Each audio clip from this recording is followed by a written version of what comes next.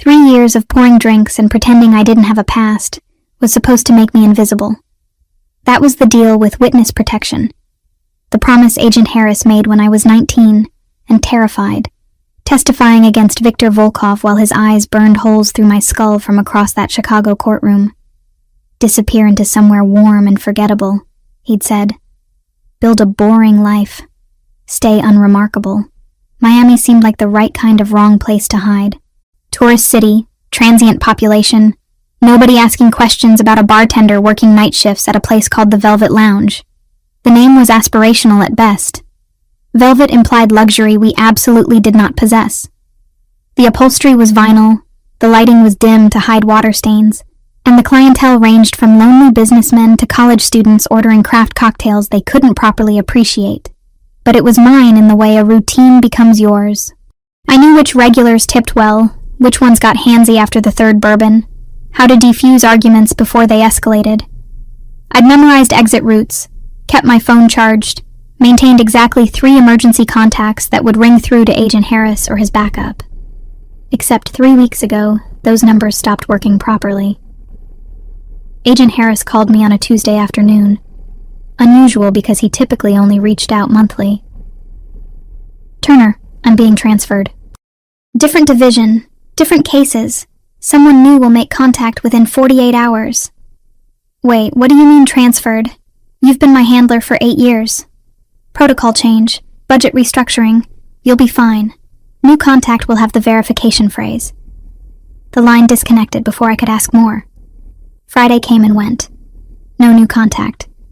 I tried the emergency number Saturday morning and got disconnected tones, voicemail boxes that were full. By Sunday, I'd convinced myself it was typical federal inefficiency. Some paperwork delay.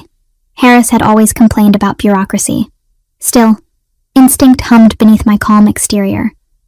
The same instinct that kept me alive at 19, when I'd seen Victor Volkov put a bullet through a man's skull in an alley behind a restaurant where I'd been taking out trash during my shift. I should have run then. Should have dropped the bag and sprinted back inside.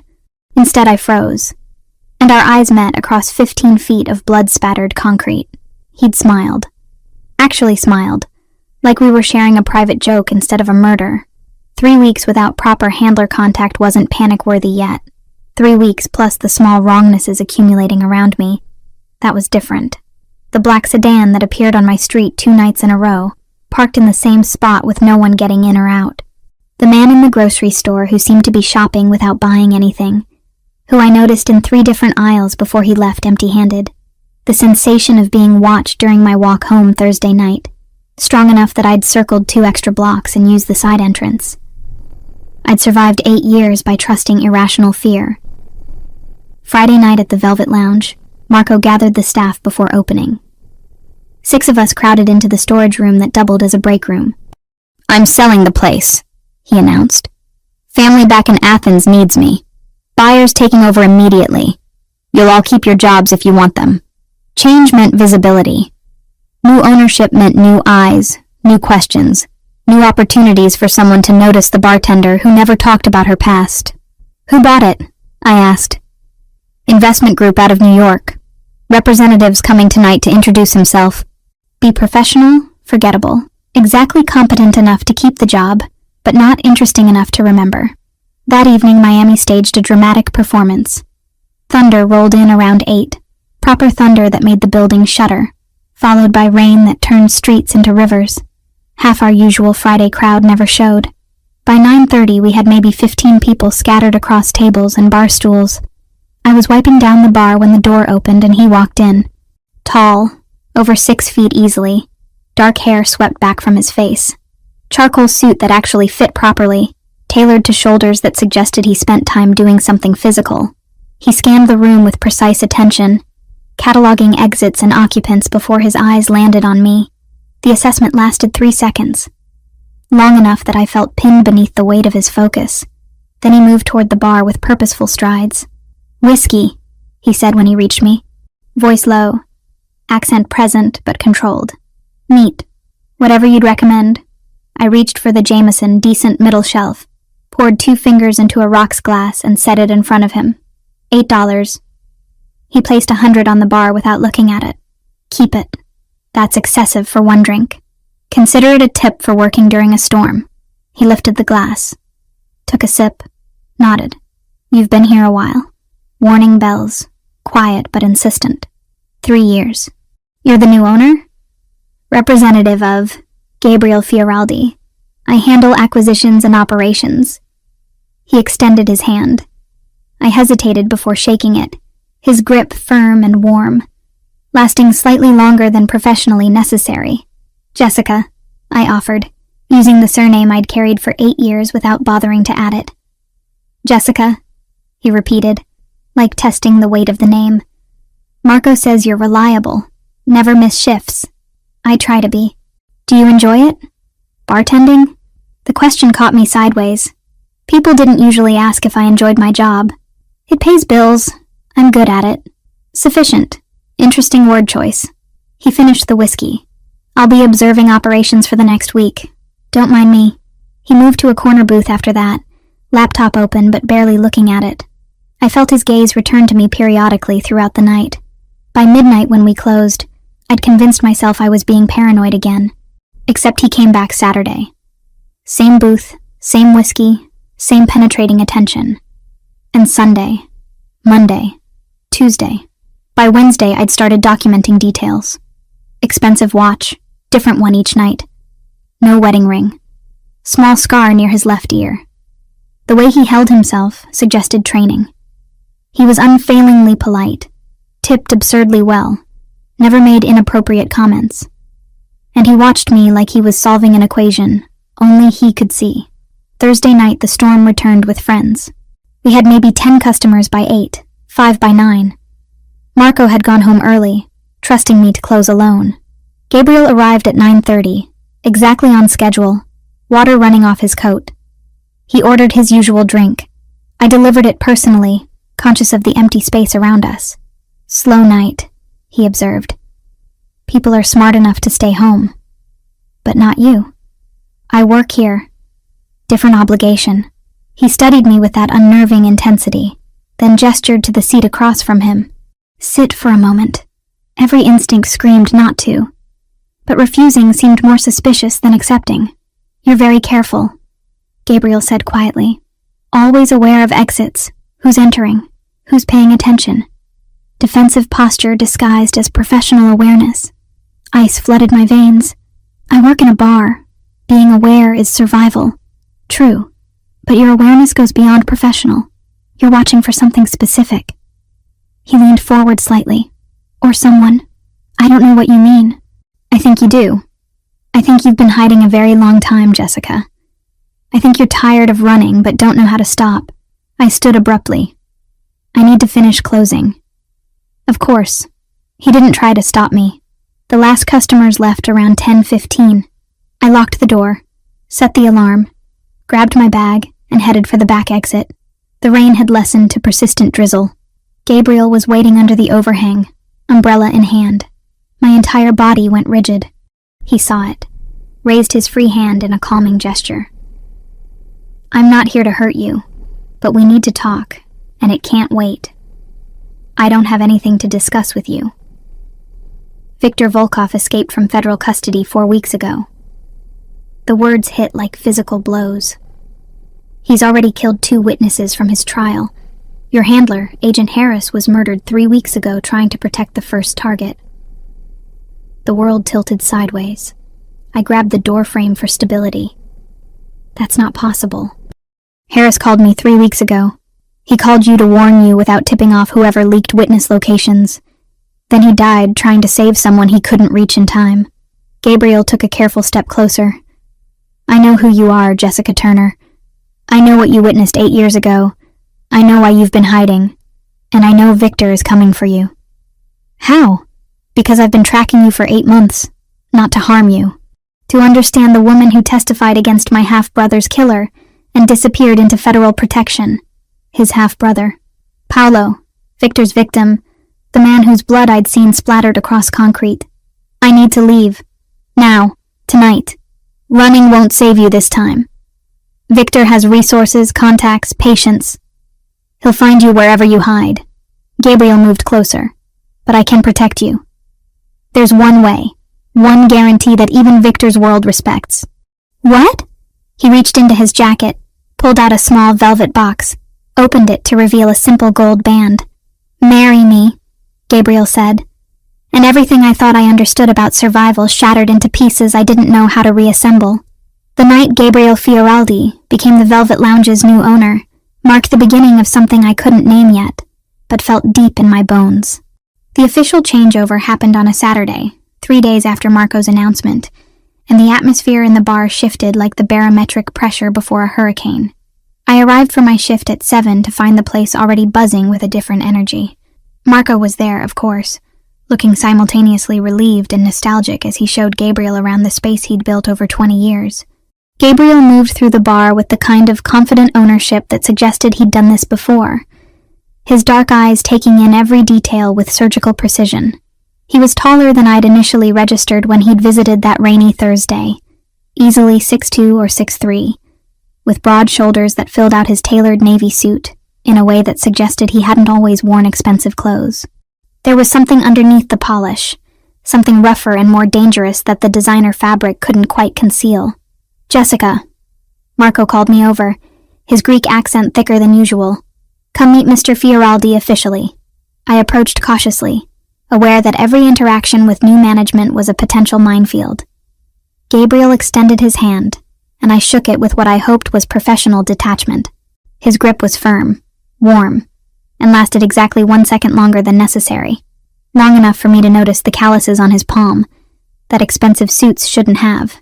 We've met briefly, Gabriel said, his voice carrying that same controlled accent I'd noticed before. Italian, definitely, but smoothed by years of careful American influence.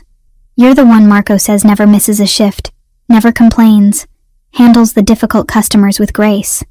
I just do my job, I replied evenly. That's what makes you exceptional. Most people in this city are either hustling to get somewhere else or drowning where they landed. You seem content exactly where you are. The observation was too accurate to be comfortable. The Velvet Lounge has been good to me. Then I hope to keep it that way. His dark eyes held mine for a beat too long before he turned back to Marco. Shall we finish the walkthrough? The rest of the evening passed in a blur of familiar routine, punctuated by Gabriel's presence. He didn't sit at the bar where owners typically position themselves to observe operations. Instead, he chose a corner booth with clear sightlines to both entrances, the register, and most importantly, to me. I felt his attention like a physical weight throughout my shift, cataloging my movements, my interactions, the practiced efficiency with which I mixed drinks and deflected unwanted advances. Around 11, during a lull between the dinner crowd and the late-night regulars, I found myself wiping down glasses behind the bar when I looked up to find Gabriel standing directly in front of me. I hadn't heard him approach, which sent a spike of adrenaline through my system. You move differently when you think no one's watching, he observed quietly. My hand stilled on the glass. Excuse me? More efficiently, less performance. You're good at your job, but you're better when you're not consciously playing the role of bartender. He tilted his head slightly, studying me like I was a painting in a museum. What are you really good at, Jessica? Pouring drinks, managing difficult people, remembering orders, surviving, he countered. That's what you're really good at. I recognize it because I see it in the mirror every morning. Before I could formulate a response that wasn't either a confession or an outright lie, a group of college kids stumbled in, loud and already drunk from wherever they'd been before. Gabriel stepped back smoothly, returning to his booth and his laptop that I suspected was more prop than actual work.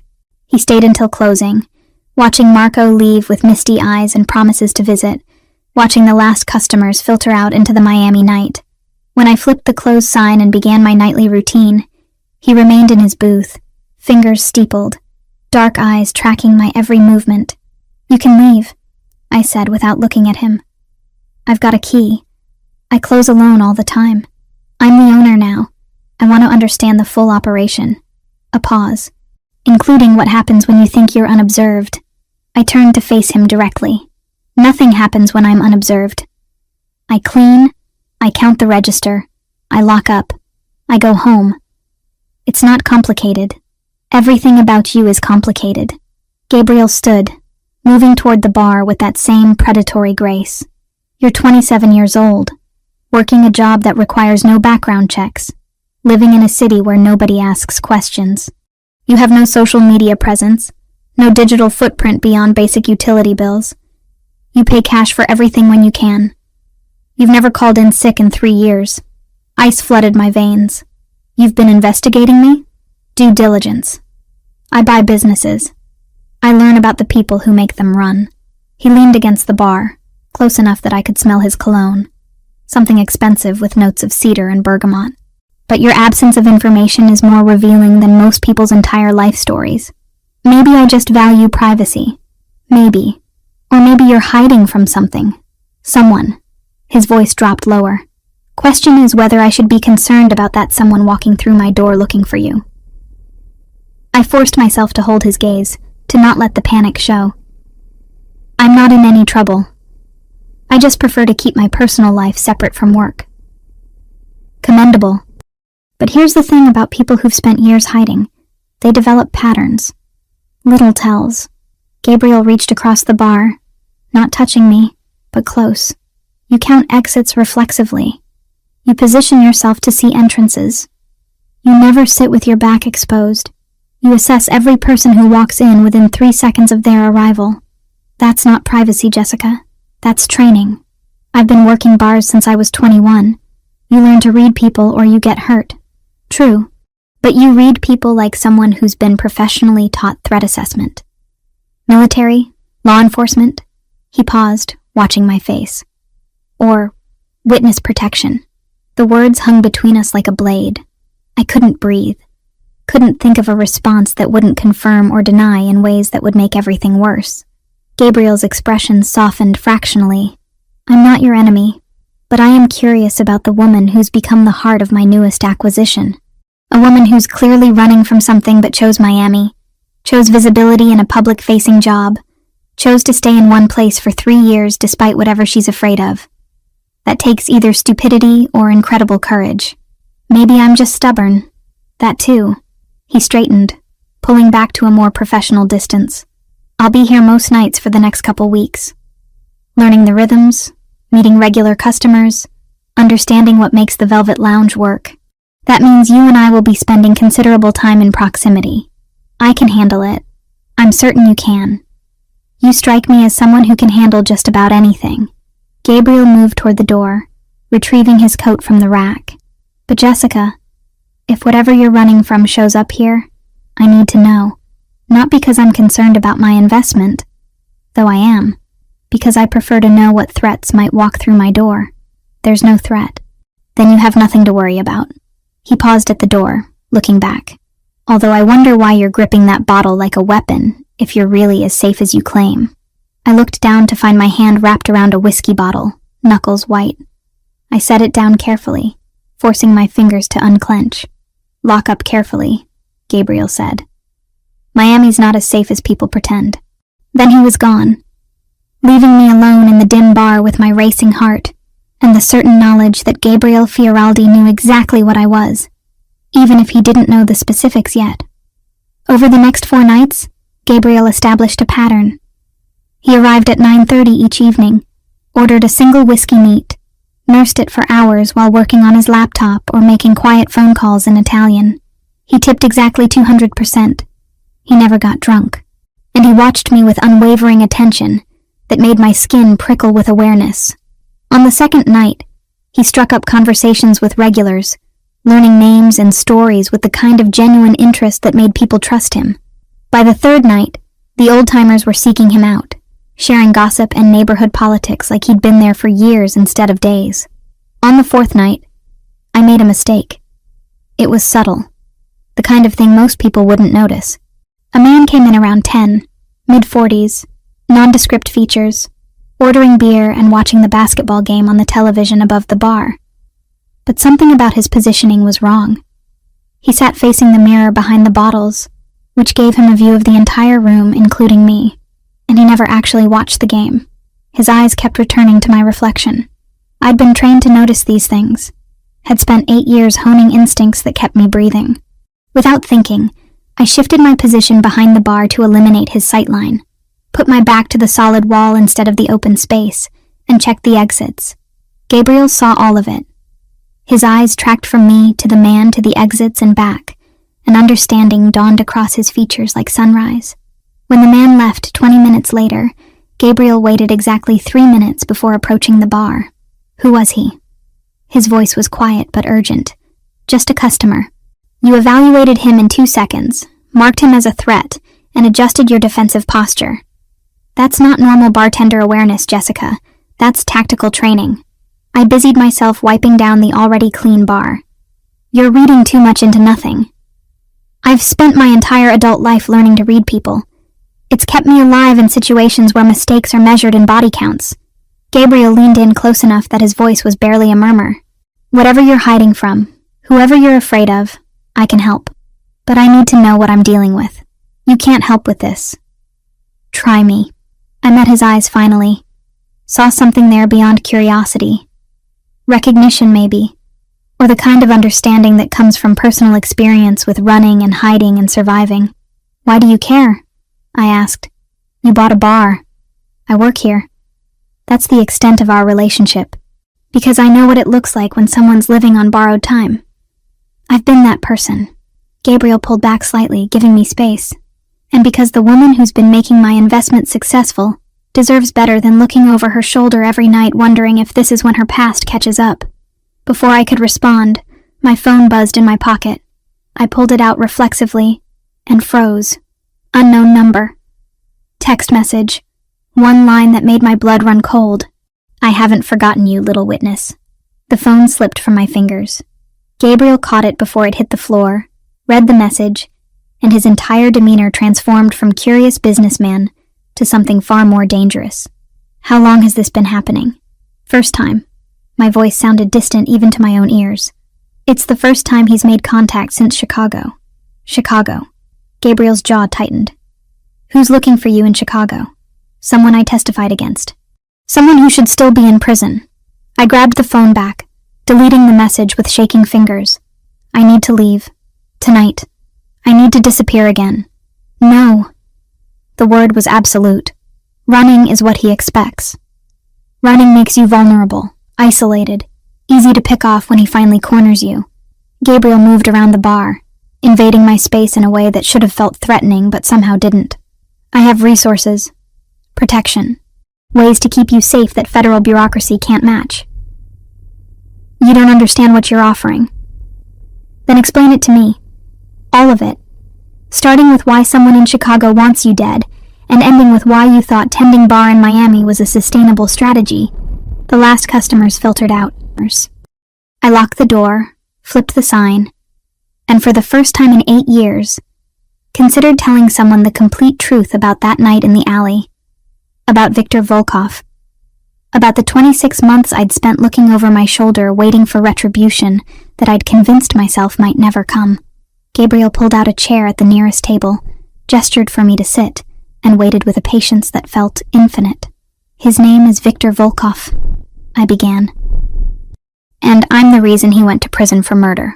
Gabriel drove us to a 24-hour diner on the edge of downtown, the kind of place where the fluorescent lights buzzed too loud, and the coffee tasted like it had been sitting since the previous shift.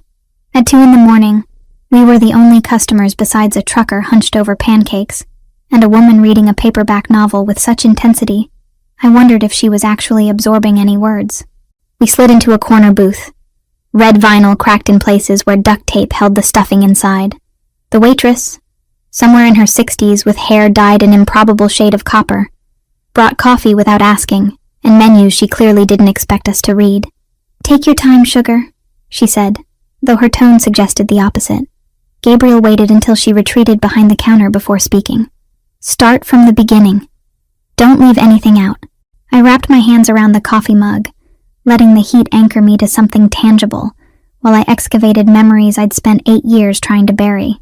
I was 19, working at an Italian restaurant in Chicago, one of those places where the food was decent and the tips were good if you smiled at the right tables. My parents had died my senior year of high school, car accident on black ice, and the insurance money was enough for community college, but not much else. So I worked nights, took classes during the day, thought I had everything figured out. Gabriel listened without interrupting, his dark eyes fixed on my face with an intensity that would have felt invasive from anyone else. August 17th. Wednesday night. Late summer when Chicago gets sticky and humid, and everyone's temper runs short. I was closing, taking trash to the dumpster in the alley behind the restaurant. Should have been quick, in and out. But I heard voices. Two men arguing in that quiet, controlled way that means real violence is about to happen. The memory crystallized with the kind of clarity trauma provides. Viktor Volkov, though I hadn't known his name then, standing over a man who was begging in Russian or Ukrainian, or some language I couldn't identify. The streetlight catching the gun in Viktor's hand. The wet sound of a bullet entering flesh. The way the victim crumpled like a puppet with cut strings. I froze. Stupidest possible reaction, but my body just stopped working. And Viktor looked up and saw me standing there with a trash bag in my hands, probably looking exactly as terrified as I felt. I took a sip of coffee, bitter and too hot. He smiled. Actually smiled, like we were sharing a joke instead of a murder. Then he wiped his hands on a handkerchief and walked away like nothing had happened. But you reported it, Gabriel said quietly. I ran inside, called 911, told them everything I'd seen. The police came, found the body, found shell casings, started an investigation, and 3 days later, FBI agents showed up at my apartment saying I was in danger, that Viktor Volkov was connected to organized crime networks across the eastern seaboard, that witnesses against him had a habit of disappearing or recanting their testimony. The waitress reappeared with a pot of coffee, refilling both our mugs without comment before vanishing again. They offered witness protection.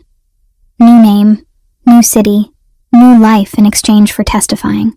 I was 19 and terrified and had no family left to worry about. So I said yes, spent the next 6 months in protective custody, memorizing details, preparing for trial, learning how to be someone named Jessica Turner instead of whatever I'd been before. Gabriel's expression shifted almost imperceptibly. What was your real name? Does it matter? That person died when I watched Viktor put a bullet in a man's skull. Jessica Turner is who survived. I traced the rim of the coffee mug with one finger. The trial lasted 3 weeks. Viktor stared at me the entire time I testified. Never broke eye contact. Never showed emotion. His lawyer tried to tear apart my credibility. Claimed I was lying for attention or money or some other invented motivation. But the evidence supported my testimony. The jury convicted, and Viktor got life without parole. 26-year sentence for first-degree murder. Gabriel murmured. I looked up sharply. How did you know that? Because Paolo Russo, the man Viktor killed that night, was my half-brother. The words landed like stones in still water. Son of my father's mistress.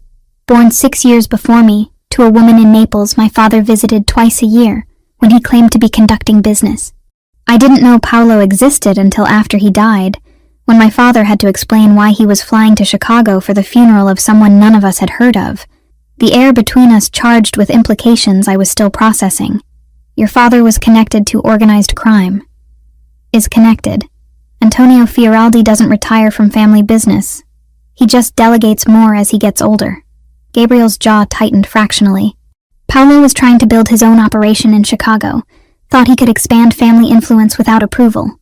Stupid and arrogant, but he was 28 and believed himself invincible. Viktor was sent to deliver a message about territorial respect. The message was a bullet. So you've been tracking me for 8 months because I testified against your brother's killer? Half-brother. And not quite. Gabriel pulled out his phone, swiped to a folder, and turned the screen to face me. Photographs filled the display. Grainy surveillance photos of a man who looked like Viktor, but with shaggier hair and a beard that obscured half his face. Newspaper articles with headlines about prison escapes. Crime scene photos I wish I hadn't seen.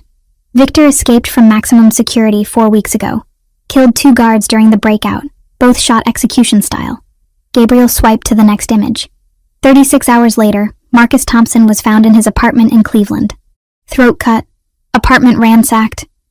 Marcus testified against Viktor as a forensic accountant who traced money laundering schemes. My hands started shaking. Gabriel reached across the table, steadied the coffee mug before I could spill it. 72 hours after that, Elena Rodriguez disappeared from her home in Philadelphia. She was a neighbor who witnessed Victor meeting with known associates before the murder. They found her body 3 days later in a warehouse outside the city. Another swipe, another crime scene I couldn't unsee. Tortured before she died. Victor wanted information about other witnesses. Agent Harris, I whispered. He called me 3 weeks ago saying he was being transferred. Agent Harris died 3.5 weeks ago. Single gunshot to the head in his car outside a coffee shop where he was meeting with the first witness. Victor made it look like a robbery, but the FBI knows better. Gabriel's voice was clinically calm, delivering devastating news with surgical precision. The agent who called you was likely someone inside the federal system who's been feeding Victor information about witness locations. Harris tried to warn you without compromising himself, and died for it. The diner felt too bright, too exposed. I looked around at the trucker, the woman with her book, the waitress wiping down counters, and wondered if any of them could be watching me, reporting back to Victor about the witness who'd survived this long. Why haven't you gone to the FBI yourself? I asked. If you've been tracking all this, you must have evidence, because the FBI has a leak, possibly multiple leaks, and I don't know who to trust. Gabriel closed his phone, pocketed it. Because my family's business interests make federal agents uncomfortable, and approaching them about a fugitive hunting witnesses would invite scrutiny I can't afford. And because 8 months ago, when I started researching what happened to Paolo, I became curious about you. Curious. A 19-year-old girl with no connections to organized crime. No reason to risk her life testifying except that she saw something horrible and couldn't stay silent. That kind of courage is rare. He paused. I wanted to understand who you were. Started with public records, moved to hiring investigators to track Jessica Turner's movements, eventually found you here in Miami pouring drinks and pretending you didn't have a past. That's stalking. That's due diligence before making a business acquisition. Gabriel's mouth quirked in something that wasn't quite a smile. I'd already planned to buy the Velvet Lounge as an investment property. Discovering you worked there was convenient coincidence. Finding out Victor had escaped changed my timeline for making contact. The pieces were assembling into a picture I didn't want to see. You think Victor knows where I am. I think Victor is systematically eliminating everyone who testified against him, and you're the primary witness. The one whose testimony was most damaging, most detailed, most impossible to discredit. Gabriel leaned forward, voice dropping lower. He'll save you for last because you're the biggest threat. But he's coming. And when he gets here, federal protection won't be sufficient. So what are you offering? Private security? A safe house? Something Victor's world understands and respects universally. Gabriel reached into his jacket, pulled out a small velvet box, and set it on the table between us. Marriage. To someone with family connections strong enough that killing you would start a war nobody can afford. I stared at the box like it might contain a live grenade. That's insane. That's survival. In my father's world, in the networks that overlap with Victor's operations, marriage creates alliances that are sacred, untouchable. You become family, which means attacking you attacks me, which means attacking the Fioraldi network. Victor is dangerous, but he's not suicidal. We don't know each other. We've had exactly one real conversation. You can't seriously expect me to marry you. I expect you to consider the alternative.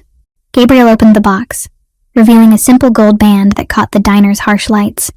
Keep running until Victor corners you in some city where you have no resources and no backup.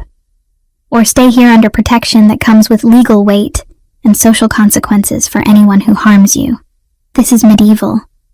Using marriage as a protection racket. Welcome to the world that killed my half-brother and has been hunting you for 8 years. Gabriel's expression was completely serious. I'm not asking you to love me. I'm not asking for anything beyond the legal contract and public appearance of marriage. You stay in my apartment, you get 24/7 security, you continue working at the lounge if you want or find different employment if you prefer. We maintain separate lives with one crucial difference. The ring on your finger that tells Victor killing you means starting a war with people who have longer reach and deeper pockets than he does. The waitress reappeared, asking if we wanted food. Gabriel ordered eggs and toast neither of us would eat. I asked for pancakes I had no appetite for. She left again, and the silence stretched between us. Why would you do this? I finally asked. Risk your family's reputation, your business interests, your entire life for someone you've been stalking for 8 months? Because Paolo was my brother, and the woman who made sure his killer went to prison deserves to live long enough to build an actual life. Gabriel closed the box, pushed it across the table toward me, and because I've spent my entire adult life watching people get consumed by the world my father built. If I can keep one person from becoming another casualty, maybe that matters. I picked up the box, felt the weight of it in my palm. Inside was a future I'd never imagined, with a man I barely knew, protected by the very world I'd been running from. I need to think about it. You have until tomorrow noon. After that, I'm moving you to a secure location with or without your cooperation, because Victor sent that text message for a reason. He wants you scared and running, which means he's close enough to track your movements. Gabriel pulled out his wallet, left cash on the table for food we wouldn't finish. I'll drive you home. You'll pack essentials. Tomorrow morning you'll either call me accepting my offer, or I'll have security pick you up anyway. That's not really giving me a choice. No, he agreed. It's not, because I've seen the crime scene photos of what Victor does to witnesses he catches, and I'm not interested in seeing you become the next set of images in an FBI file. We left the diner as the sun started bleeding orange across Miami's skyline. Gabriel drove me back to my apartment building, a converted warehouse with questionable plumbing and neighbors who mostly minded their own business. He walked me to my door despite my protests, checked inside with professional efficiency that suggested he'd done this before. Lock everything. Don't answer the door for anyone. I'll have someone watching the building until morning. He handed me a business card with a phone number written on the back. My personal line. If anything happens, anything at all, you call immediately. Okay. He turned to leave, then paused in the doorway. Jessica, I know this is insane. I know I'm asking you to trust a stranger with your life, but I've never let anyone under my protection get hurt, and I don't plan to start now. Then he was gone, and I was alone in my apartment with a velvet box containing a marriage proposal from a Mafia boss who'd been tracking me for months because I'd witnessed his half-brother's murder. I set the box on my kitchen counter and stared at it until sunrise painted my walls gold and pink, wondering if survival was worth the price Gabriel was asking me to pay. I didn't sleep. Couldn't. Instead, I sat on my couch with every light in the apartment blazing, the velvet box open on the coffee table, and my laptop searching for information about Viktor Volkov that the FBI had probably classified or scrubbed from public access. What I found was worse than I'd imagined. Viktor wasn't just connected to organized crime. He was a specialist, a cleaner, the person criminal networks hired when they needed someone eliminated quietly and thoroughly. Born in Vladivostok, trained in military intelligence before the Soviet Union collapsed, then freelanced his particular skills to whoever could afford his rates. The murder I'd witnessed in Chicago was supposed to be a professional execution, clean and untraceable. My presence had turned it into evidence. By 4 a.m, I'd read everything available about the 2 witnesses Victor had already killed. Marcus Thompson, 43, married with 2 kids, worked as a forensic accountant, and had traced money laundering schemes back to Victor's employers. Elena Rodriguez, 38, single mother of 1, happened to live in the apartment next to where Victor had met with associates the week before Paolo's murder. Both had been in federal protection. Both had been found within days of Victor's escape. I pulled up the photo Gabriel had shown me at the diner, the crime scene image I wished I could unsee, Elena's body positioned deliberately, a message to anyone else thinking about testifying. Victor didn't just kill his targets. He made examples of them. At 6 a.m, as gray dawn light started filtering through my windows, I found it. An envelope that had been slipped under my door sometime during the night, standard white paper with no markings. Inside was a single photograph, aged and creased like it had been carried in someone's pocket for years. It was me, 19 years old, coming out of the courthouse after testifying. Federal agents flanking me on both sides. Someone had drawn a red X over my face in marker, the kind of deliberate defacement that communicated clear intent. My hands shook holding the photograph. Victor had been here. Not just in Miami, not just in my neighborhood, but at my actual door, while I'd been sitting 3 feet away researching his methodology. He could have killed me then. Could have kicked in the flimsy door and finished what he'd started 8 years ago. But he hadn't. Because Victor didn't just want me dead, he wanted me terrified first. I grabbed my phone, dialed the number Gabriel had written on his business card. He answered on the second ring, voice alert despite the early hour. Jessica. He was here. At my apartment. Last night while you and I were talking, he left something under my door. The words tumbled out too fast. A photograph from Chicago with my face marked out. He knows exactly where I live, Gabriel. He's been watching me. Get out, now. Don't pack, don't hesitate. Just leave the apartment immediately and walk to the corner of 5th and Washington. I'll have someone there in 3 minutes. I need my things. I can't just leave everything. Your things are replaceable. You're not. His voice carried absolute authority. 3 minutes, Jessica. Move. I grabbed my purse, my phone, the photograph because evidence mattered, and ran. Took the stairs instead of the elevator, burst out the side exit into humid Miami dawn, and sprinted the 2 blocks to 5th and Washington without looking back. A black SUV with tinted windows pulled up exactly as I reached the corner. The passenger door opened from inside. Get in, a voice said. Male, gravelly, carrying the weight of someone accustomed to being obeyed. I hesitated for half a second before climbing into the vehicle. The man in the driver's seat was maybe 50, built like a boxer who'd stayed in shape, with a scar bisecting his left eyebrow, and eyes that catalogued me efficiently. Vincent, he said by way of introduction. Mr. Fioraldi's head of security. We're taking you somewhere safe until he can meet us. Where? Hotel in Coral Gables. Private suite, registered under a business account that has no connection to your name. You'll stay there until Mr. Fioraldi makes arrangements. Vincent pulled into traffic with the practiced ease of someone who knew Miami's patterns intimately. Did anyone follow you from your apartment? I don't think so. I didn't see anyone. Doesn't mean they weren't there.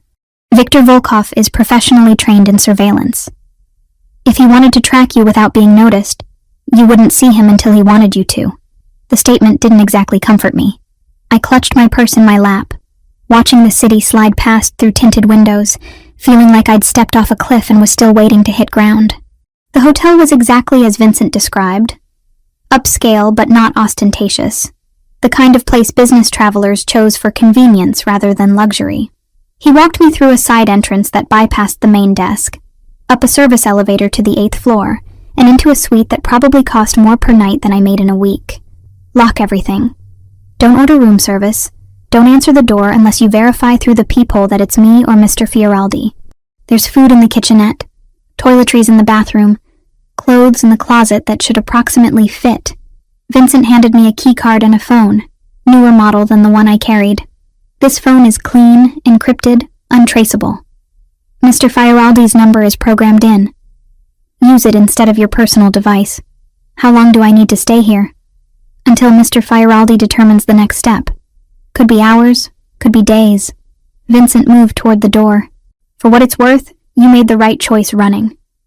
Victor showing up at your apartment means he's in the endgame phase. Whatever you decide about Mr. Fioraldi's offer, you can't go back to your old life. That option ended the moment Victor left that photograph. Then he was gone, and I was alone in a hotel suite that smelled like lemon furniture polish and recycled air, wearing yesterday's clothes and clutching a photograph of my 19-year-old self marked for death. I showered in water hot enough to scald, scrubbing away the feeling of being watched that clung to my skin. The clothes Vincent mentioned were folded neatly in the closet, still had tags attached. Simple pieces in muted colors. Nothing flashy or memorable. Practical choices made by someone who understood the need to blend in. Everything fit perfectly, which meant Gabriel had been studying me longer and more carefully than I'd realized. The observation should have felt invasive, but instead registered as thorough. Gabriel didn't do anything halfway, including protecting a witness who'd helped convict his half-brother's killer. The encrypted phone buzzed around 9. Text message from a number I didn't recognize but assumed was Gabriel. Meeting with associates this morning to arrange security protocols. We'll come by the hotel at noon to discuss next steps. Don't leave the suite for any reason. I typed back a simple acknowledgement, then spent the next 3 hours researching everything I could find about Gabriel Fioraldi, using the hotel's Wi-Fi and my old phone that I'd turned off immediately after Vincent's warning. Gabriel was 34, born in Naples and moved to the United States when he was 12 after his father established operations in Miami. Educated at Columbia, degree in business and economics, worked in legitimate real estate development before taking over his father's more complicated interests 5 years ago, when Antonio Fioraldi had a stroke that left him partially paralyzed. On paper, Gabriel was clean. Property investments, restaurant partnerships, import-export businesses that probably involved some creative accounting, but nothing explicitly illegal. The kind of portfolio that let him move in legitimate business circles while maintaining connections to his father's less savory networks. Between the lines, in the gaps where information should have been but wasn't, lived a different story. Gabriel had been questioned twice by federal authorities about associates who later turned up dead. He'd been present at meetings where FBI surveillance suggested organized crime discussions were happening. His name appeared in sealed court documents connected to racketeering investigations that never quite produced charges. He was everything I'd been taught to avoid, running from, terrified of, and he was offering to marry me to keep me alive. The knock at noon was precise. 3 measured raps that announced themselves without urgency. I checked the peephole, saw Gabriel standing in the hallway wearing a charcoal suit and an expression of controlled concern, and unlocked the door. He entered with the same efficiency Vincent had shown, checking the suite's layout and sightlines before turning his full attention to me. "Show me the photograph." I handed it over.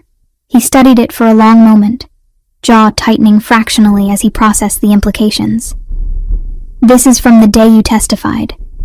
I remember seeing news coverage, the federal agents escorting you out through the side entrance to avoid reporters."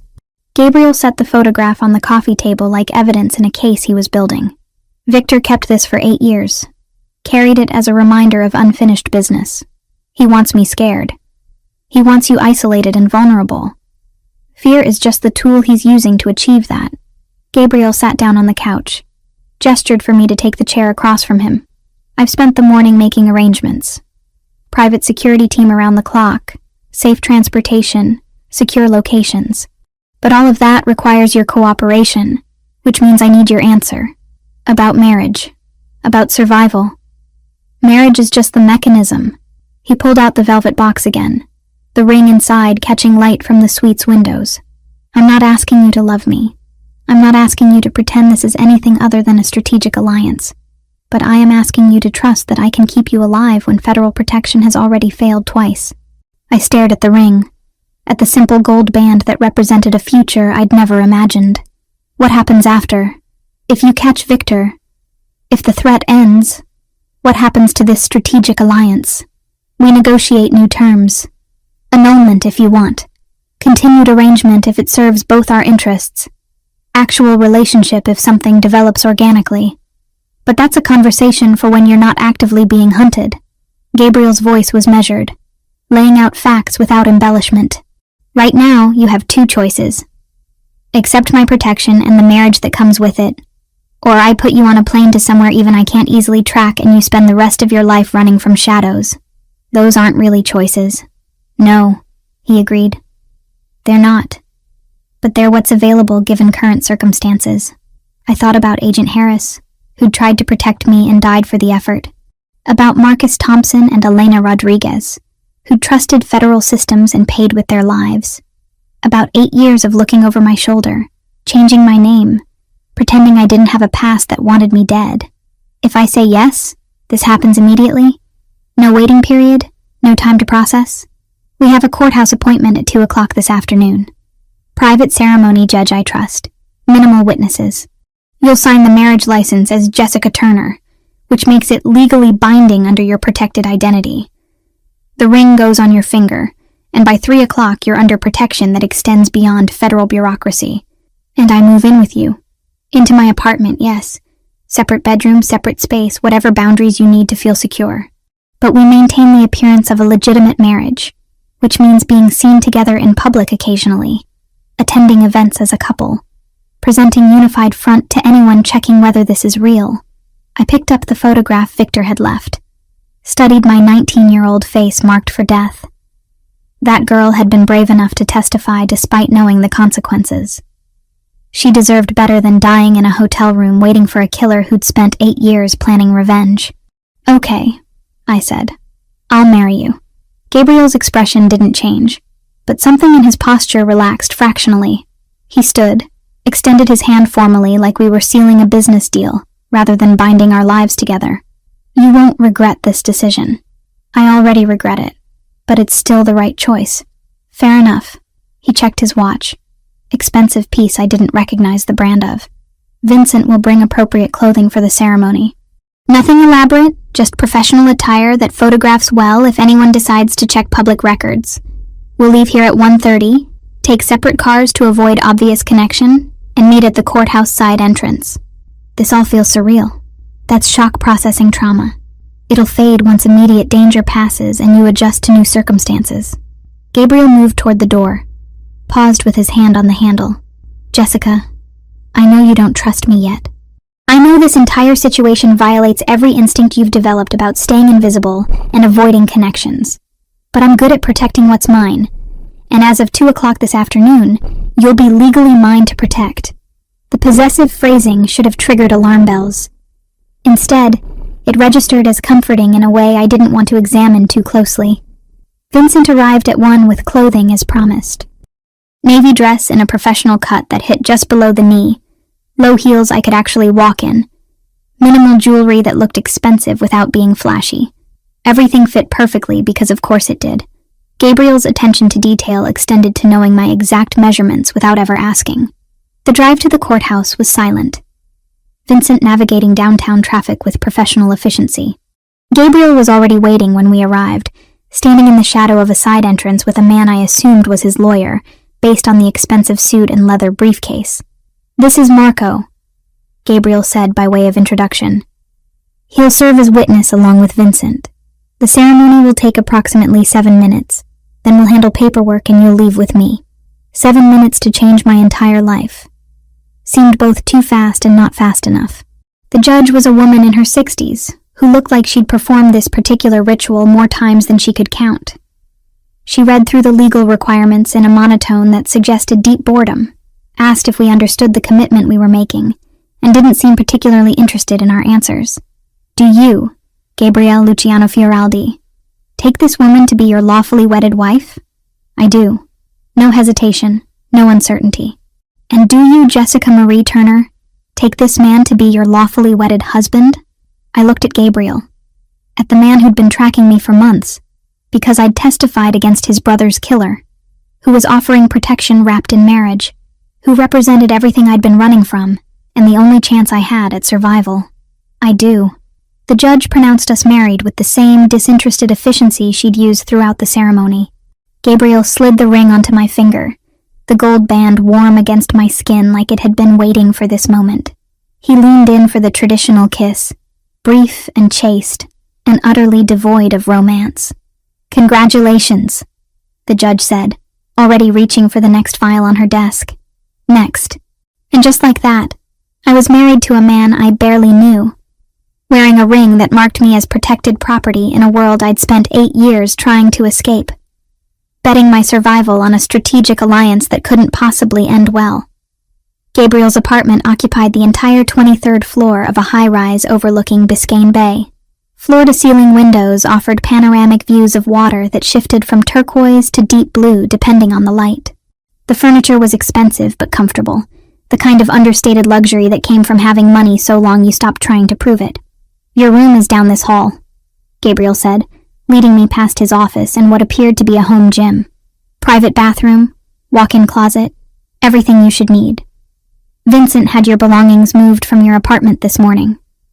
I took the liberty of having him collect everything rather than making you go back. The bedroom was larger than my entire previous apartment. King-sized bed with gray linens, seating area by the window, original artwork on the walls. And in the corner, incongruous but somehow perfect, my grandmother's quilt folded across a chair, my small collection of books arranged on a shelf, my few personal items carefully placed like they'd always belonged here. I asked Vincent to include anything that seemed personally significant, Gabriel said from the doorway. If he missed something, let me know and I'll have it retrieved. This is fine. More than fine. I touched the quilt, felt tears threatening and forced them back. Thank you for bringing my things. You're my wife now. Your comfort matters. He checked his watch again. I have a meeting this evening that can't be postponed. There's food in the kitchen, my office is off limits, but the rest of the apartment is yours to explore. If you need anything, my direct number is programmed into the secure phone. What do I do now? Whatever you want, within reason. Read, watch television, sleep if you can. Adjust to being safe for the first time in 8 years. Gabriel's expression softened almost imperceptibly. You've survived a long time by running, Jessica. You can stop now. That's what this marriage guarantees. He left me alone in my new bedroom, in my new life, wearing a wedding ring I hadn't asked for but desperately needed. I sat on the edge of the bed, feeling the expensive mattress compress beneath me, and tried to convince myself that marrying a Mafia boss to escape an assassin was a reasonable survival strategy. Through the windows, Miami spread out in golden afternoon light, beautiful and dangerous and utterly indifferent to the choices we made to stay alive. I wondered how long it would take before this started feeling normal, or if Gabriel's protection would just be another kind of cage with better furniture and more complicated locks. The ring caught light, glinting with deceptive simplicity. I was married, to Gabriel Fioraldi, for better or worse, in danger and in safety, until Victor was caught or I was dead. I hoped it would be the former. 3 weeks of living with Gabriel established rhythms I hadn't anticipated. He left for work before 7 most mornings, returning anywhere between 9 at night and 2 in the morning, depending on what he vaguely described as business obligations. I didn't ask for details. Plausible deniability felt safer than confirmed knowledge about whatever kept him occupied. The apartment became familiar in increments. I learned which floorboards creaked, where the sun hit hardest during afternoon hours, the precise angle needed to coax the espresso machine into cooperation. Gabriel had shown me the basics that first morning, patient as I fumbled with knobs and pressurized steam, and now I could produce something approaching decent coffee without scalding myself. He'd arranged freelance design work through contacts he claimed were legitimate, though I suspected at least some operated in gray areas where business and family interest blurred.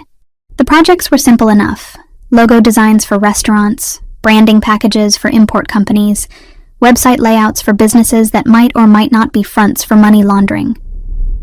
I didn't examine too closely.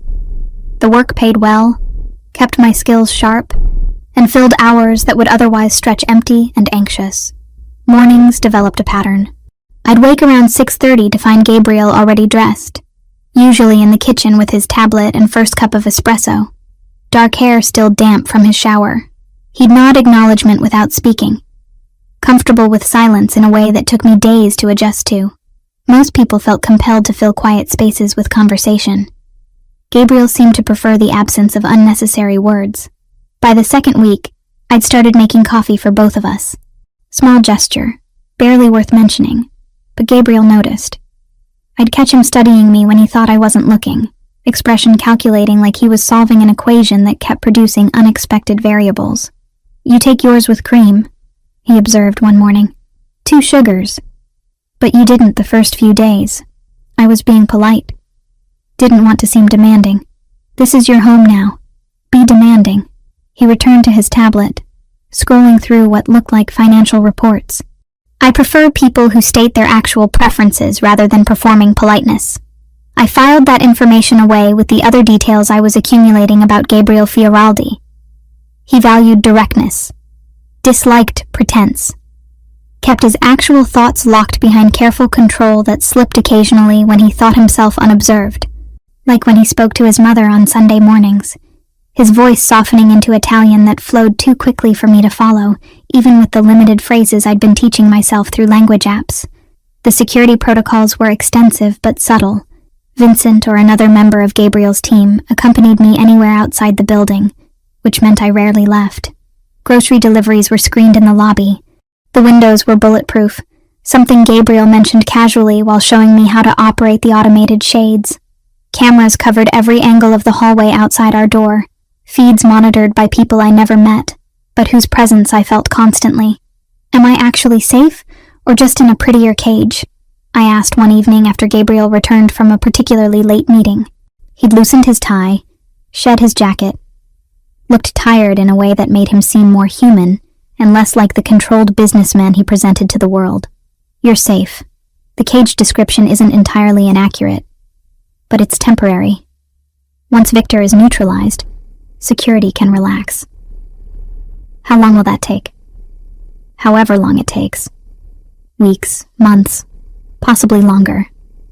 Victor is professionally cautious. He won't move against you until he's certain of success, which means we wait him out while building defenses he can't penetrate. Gabriel poured himself whiskey from the bar cart, didn't offer me any.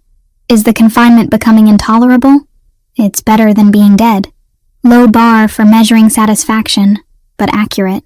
He took a sip, studying me over the rim of his glass. You're handling this better than most would. 3 weeks of sudden marriage to a stranger, complete life upheaval, constant security presence. Yet you've adapted with minimal complaint. Complaining wouldn't change circumstances. Seems like wasted energy. Practical. I appreciate that.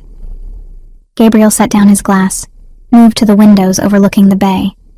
Moonlight painted the water silver and black, boats moving like distant stars across the darkness. Tell me something true, Jessica. Something about who you were before Chicago, before witness protection erased your history. The request caught me sideways. We'd maintained careful distance during these weeks. Polite roommates playing house for security cameras, and the handful of staff members who occasionally entered the apartment. Personal revelations weren't part of the arrangement. Why do you want to know? Because I married you, and I barely know you beyond the facts in your federal file. Seems like information worth acquiring. He turned to face me, expression genuinely curious beneath the usual control. What did 19-year-old you dream about accomplishing before everything went to hell? I considered deflecting, then remembered his earlier comment about preferring directness. Architecture. Not graphic design. That was just the cover story I developed for job applications that didn't require portfolio reviews. I wanted to design spaces that changed how people experienced the world. Buildings with light and purpose and consideration for human psychology. Why didn't you pursue it after the trial? Because witness protection doesn't facilitate college enrollment under false identities, and architecture programs require references I couldn't provide without exposing my location. The bitterness surprised me. I'd thought I'd processed that particular loss years ago. I was 19 with half a degree and no legal way to finish, so I learned bartending and graphic design and how to be forgettable. Gabriel was quiet for a long moment, something working behind his dark eyes. If this situation resolves successfully, if Victor is captured and you're genuinely safe again, what would you want? That's hypothetical. Humor me. I traced the rim of my water glass, considering possibilities I'd stopped letting myself imagine. Go back to school maybe. Finish the degree I started. Design something real instead of logos for businesses that might be fronts for criminal enterprises. That's achievable. When Victor is no longer a threat, if you want to pursue architecture, I can arrange enrollment. Legitimate credentials, portfolio development, whatever you need. Gabriel's tone carried certainty that made the offer feel less like fantasy and more like actionable plan. You're my wife. Your goals matter. We both know this marriage is strategic convenience, not actual partnership. Does that preclude me from wanting you to have a life worth living? He returned to the couch, maintaining careful distance. I'm not offering this out of misplaced guilt or romantic delusion. I'm offering it because you deserve better than the survival you've been forced to accept. The statement landed with unexpected weight. Most people in Gabriel's position would have been content with my compliance, with maintaining the arrangement without examining whether I was actually okay beyond baseline physical safety. His concern felt genuine in a way that made my carefully maintained emotional distance harder to sustain. Thank you, I said quietly, for the offer, for the consideration, for not treating me like an obligation you're stuck with. You're not an obligation. You're a very brave woman who made impossible choices at 19 and has been paying for those choices ever since. Gabriel's expression softened fractionally. The least I can do is ensure you eventually get to stop paying. That conversation marked another shift between us. The polite distance remained, but underneath grew something that felt almost like friendship. Gabriel started explaining his business interests when I asked, walking me through legitimate real estate developments and import operations with patience that suggested he actually enjoyed having someone to discuss strategy with. I cooked dinner occasionally using his absurdly well-equipped kitchen, and he'd close his eyes savoring flavors like each meal was a revelation instead of simple pasta dishes I'd learned from YouTube videos. 3 weeks in, routine fractured when I woke at 3 in the morning to the sound of Gabriel's voice raised in the kind of controlled fury that was somehow more frightening than outright shouting. I grabbed a robe and crept down the hallway toward his office, door slightly ajar, light spilling across hardwood floors. He was on the phone, speaking rapid Italian punctuated by words I recognized only as profanity. Pacing behind his desk, tie gone, sleeves rolled up, looking more dangerous than I'd seen him. When he caught sight of me in the doorway, his expression shifted immediately to concern. "I'll call you back," he said in English, disconnecting without waiting for response. "Did I wake you? What happened?" "Nothing you need to worry about." Business complication that required immediate attention, but his jaw remained tight, hands clenched at his sides. "Gabriel, I live here now. I'm not oblivious to when something's seriously wrong." I stepped into the office, despite every self-preservation instinct suggesting I maintain distance. "Does this have something to do with Victor?" He studied me for a long moment, clearly calculating how much to reveal. "Yes. One of my contacts reported activity suggesting Victor is in Miami.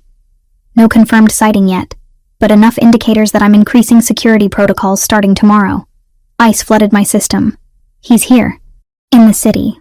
Possibly. Could be deliberate misinformation meant to flush you out, or make you panic. Victor understands psychological warfare." Gabriel moved around the desk, close enough that I could see exhaustion behind the anger. "Either way, I'm not taking chances. Vincent will coordinate additional security. You'll have constant escort even within the building, and I'm suspending any outside activities until we verify the threat. So back to complete lockdown. Back to maximum caution. I know it's frustrating, but your safety outweighs convenience." He paused, then added more softly, "I won't let him get to you, Jessica. That's not an empty promise. I've never lost someone under my protection, and I don't intend to start with my wife." The possessive phrasing should have triggered alarm. Instead, it settled warm and unexpectedly comforting in my chest. Gabriel meant what he said. Whatever his motivations, whatever complicated family obligations drove his choices, he was genuinely committed to keeping me alive. "I'm scared," I admitted, "not of being locked down, but of how much I'm starting to trust you. 8 years of training myself not to rely on anyone, and 3 weeks with you is undermining every survival instinct I developed. Trust is a risk, but so is complete isolation." Gabriel reached out slowly, giving me time to retreat, and touched my shoulder with careful restraint. "You don't have to trust me completely, just enough to let me do my job protecting you. What if that's not sustainable?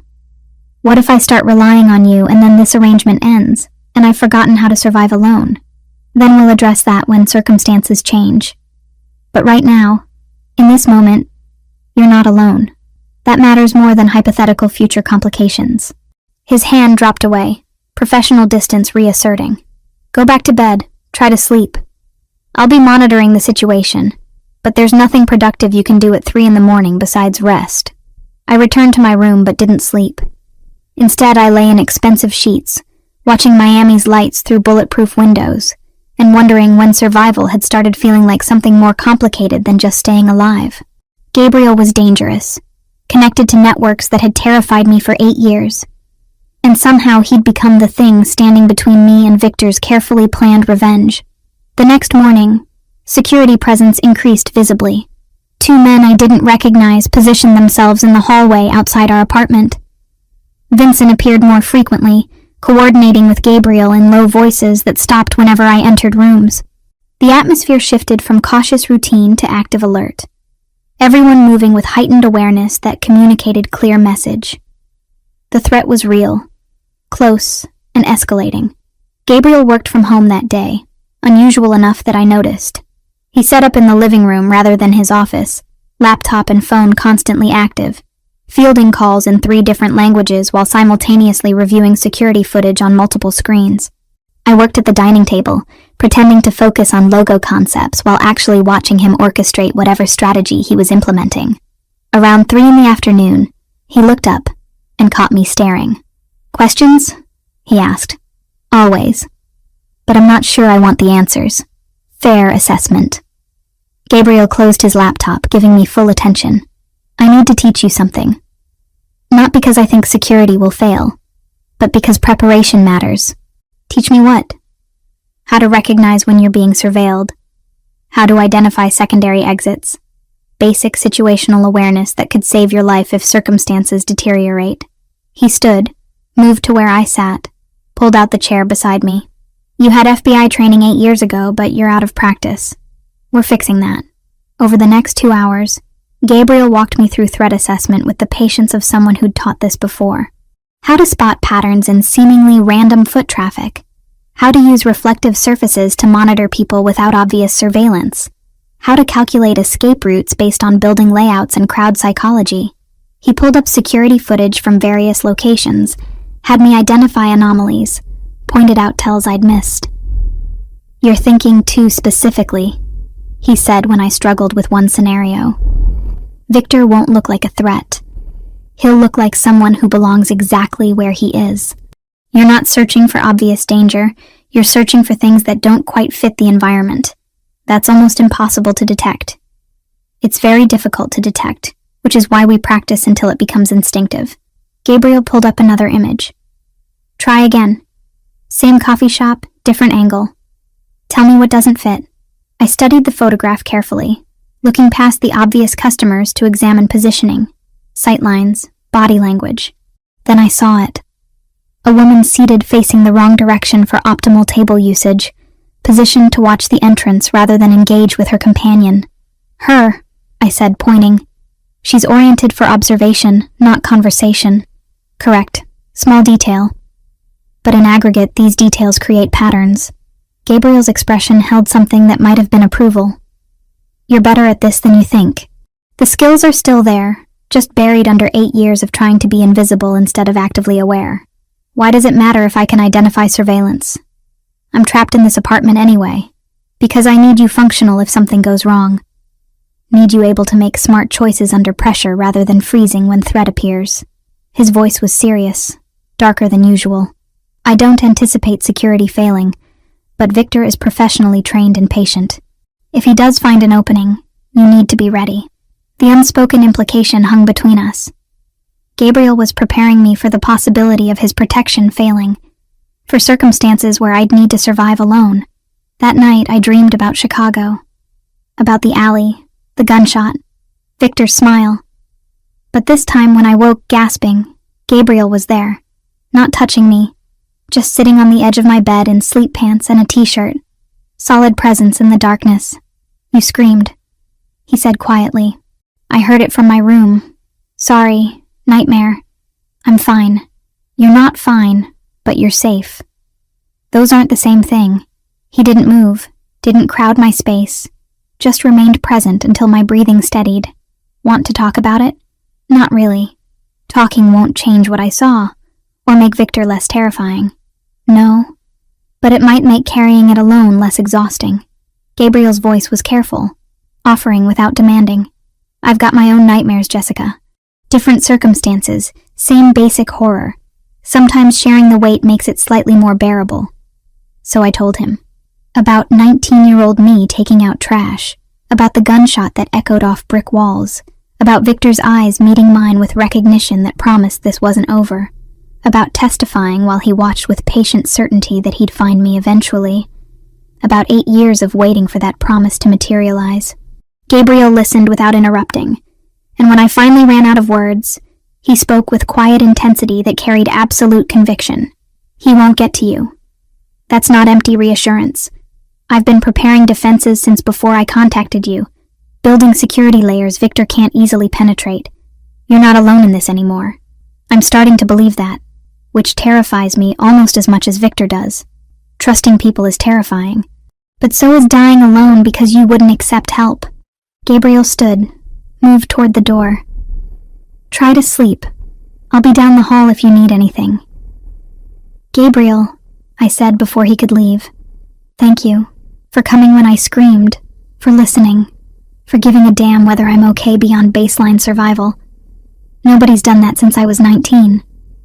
Then everyone else was failing you. His silhouette paused in the doorway. Get some rest. Tomorrow I'm teaching you emergency protocols, and you'll need to be sharp. He left me alone in the darkness, and for the first time in 3 weeks, the isolation felt less like imprisonment and more like shelter. Gabriel was dangerous, morally complicated, connected to violence I'd spent years avoiding.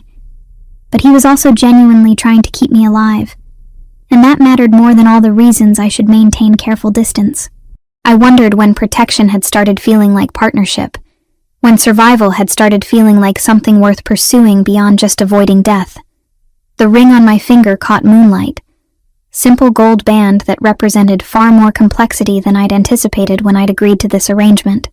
3 weeks married to Gabriel Fioraldi, and I was starting to forget what isolation felt like. Starting to imagine futures that extended beyond immediate danger. Starting to trust someone in ways that made survival feel less lonely and infinitely more complicated. The video arrived on a Thursday morning while Gabriel was in his office handling business calls. I was working on a branding project in the living room when my encrypted phone buzzed with a notification from an unknown sender. The message contained a single video file. No text, no explanation. I should have waited for Gabriel. Should have called Vincent. Should have done literally anything except click play on a file from an unidentified source. But curiosity and the particular brand of stupid bravery that got me into this situation 8 years ago won out over caution. The video was grainy, shot from a distance with a telephoto lens. It showed the front entrance of Gabriel's building, timestamp from 2 days ago, and there we were. Gabriel's hand at the small of my back, guiding me toward the car where Vincent waited. The footage was steady, professional, the work of someone with surveillance training. It played for 15 seconds before cutting to black text on white background. I know where you sleep, little witness. Protection means nothing when I'm patient. My hands shook, holding the phone. Victor wasn't just in Miami. He'd been outside the building, watching, recording, close enough to capture clear images through expensive camera equipment. All of Gabriel's security. All the protocols and armed guards and bulletproof windows. And Victor had still gotten within shooting distance. I walked to Gabriel's office on legs that felt disconnected from my body. Knocked once. Didn't wait for invitation before entering. He was on the phone speaking Italian, but took one look at my face and immediately switched to English. I'll call you back. He disconnected, rising from his desk. What happened? I handed him the phone without speaking. Watched his expression shift from concern to cold fury as he watched the video, his jaw tightening with each second. When did you receive this? 2 minutes ago. Unknown number, untraceable probably. My voice sounded distant even to my own ears. He was right there, Gabriel. 20 feet from your building entrance. How did security miss him? Because he's professionally trained in remaining invisible, and we were focused on different threat vectors. Gabriel replayed the video, studying the angle and quality. This was shot from the parking garage across the street, 4th or 5th level based on elevation. Somewhere security cameras have blind spots, so he found a weakness in your defenses. He found one angle in hundreds, doesn't mean he can exploit it for actual attack. But Gabriel's tone carried less certainty than his words. He forwarded the video to someone, typed rapid instructions I couldn't see. Vincent will review all footage from the past week, identify any other surveillance we missed. We're increasing protocols again, limiting your visibility further. I'm already barely leaving the apartment. How much more limited can we get? You don't leave at all until we locate Victor or confirm he's moved on. Gabriel set the phone down, moved around the desk to where I stood. I know that's not what you want to hear, but his message is clear. He's escalating, moving from distant threats to active surveillance. That means he's preparing for endgame. The clinical way he described my potential murder made me want to laugh or scream or both. So I'm trapped here indefinitely while he circles closer. You're protected here while we locate and neutralize the threat. Different framing, same reality. Gabriel's hand lifted like he wanted to touch my shoulder, then dropped. I won't let him get to you, Jessica. But I need you to cooperate with security even when it feels suffocating. Cooperate how? I already do everything Vincent tells me. I don't leave without escort. I barely exist outside these walls. Frustration I'd been suppressing for weeks bubbled over. I'm tired of being passive. tired of waiting for Victor to decide when and how he kills me. There has to be something I can do besides hide, and hope your protection holds. You survived 8 years by being smart and cautious. Don't abandon that strategy now because frustration is making you reckless. I'm not talking about being reckless. I'm talking about being active instead of reactive. I grabbed my phone back, pulled up the video again. I know Victor. I watched him kill someone, sat through weeks of his trial, memorized his mannerisms and patterns because studying him was the only way to process what I'd witnessed. I know things about him that your security team doesn't. Gabriel studied me with that calculating expression I'd learned meant he was reassessing variables. What kind of things? Behavioral patterns. The way he prepares for operations, how he scouts locations, what tells he has when he's lying or stressed. I'd spent 8 years trying to forget those details, but they were carved into memory with the permanence of trauma. At his trial, investigators presented evidence I helped identify. Small things his defense attorney couldn't explain away because I'd noticed them in those 15 seconds in the alley. You're saying you want to help actively identify and locate him. I'm saying I should be part of the strategy instead of just the asset being protected. I've been studying predators for 8 years, learning to recognize threats before they materialize. Use that instead of keeping me locked away like fragile cargo. Gabriel was quiet for a long moment, clearly weighing risk against potential benefit. If I agree, and that's a significant if, you follow my rules completely. No improvisation, no taking initiative beyond what's explicitly approved. Your insights contribute to strategy, but you don't engage directly. Understood? Understood. And if at any point I determine your involvement increases risk rather than reducing it, you withdraw without argument. Agreed. He moved back to his desk, pulled up files on his computer. Vincent compiled intelligence on Victor's movements over the past 4 weeks. Confirmed sightings, probable locations, associates he's contacted. If you're serious about helping, start reviewing these. Look for patterns, anything that stands out as inconsistent with his operational style. Over the next 3 hours, I absorbed everything Gabriel's people had gathered on Victor since his escape. Surveillance photos from 3 different cities. Financial transactions traced through shell accounts. Communications intercepted and decoded. Associates questioned and pressured. The sheer volume of resources dedicated to hunting one man was staggering, and still Victor had managed to kill 2 witnesses and reach Miami without being caught. But patterns emerged if you knew what to look for. Victor always scouted locations a minimum of 3 days before acting. He preferred working during shift changes when security attention was divided. He used local contractors for equipment and vehicles rather than maintaining his own assets that could be traced. And he had a specific tell, a way he tilted his head slightly to the right when evaluating risk, visible in several of the surveillance photos. He's not working alone, I said, when Gabriel returned with coffee for both of us. Here, and here. I pointed to different photos. The positioning is wrong for solo surveillance.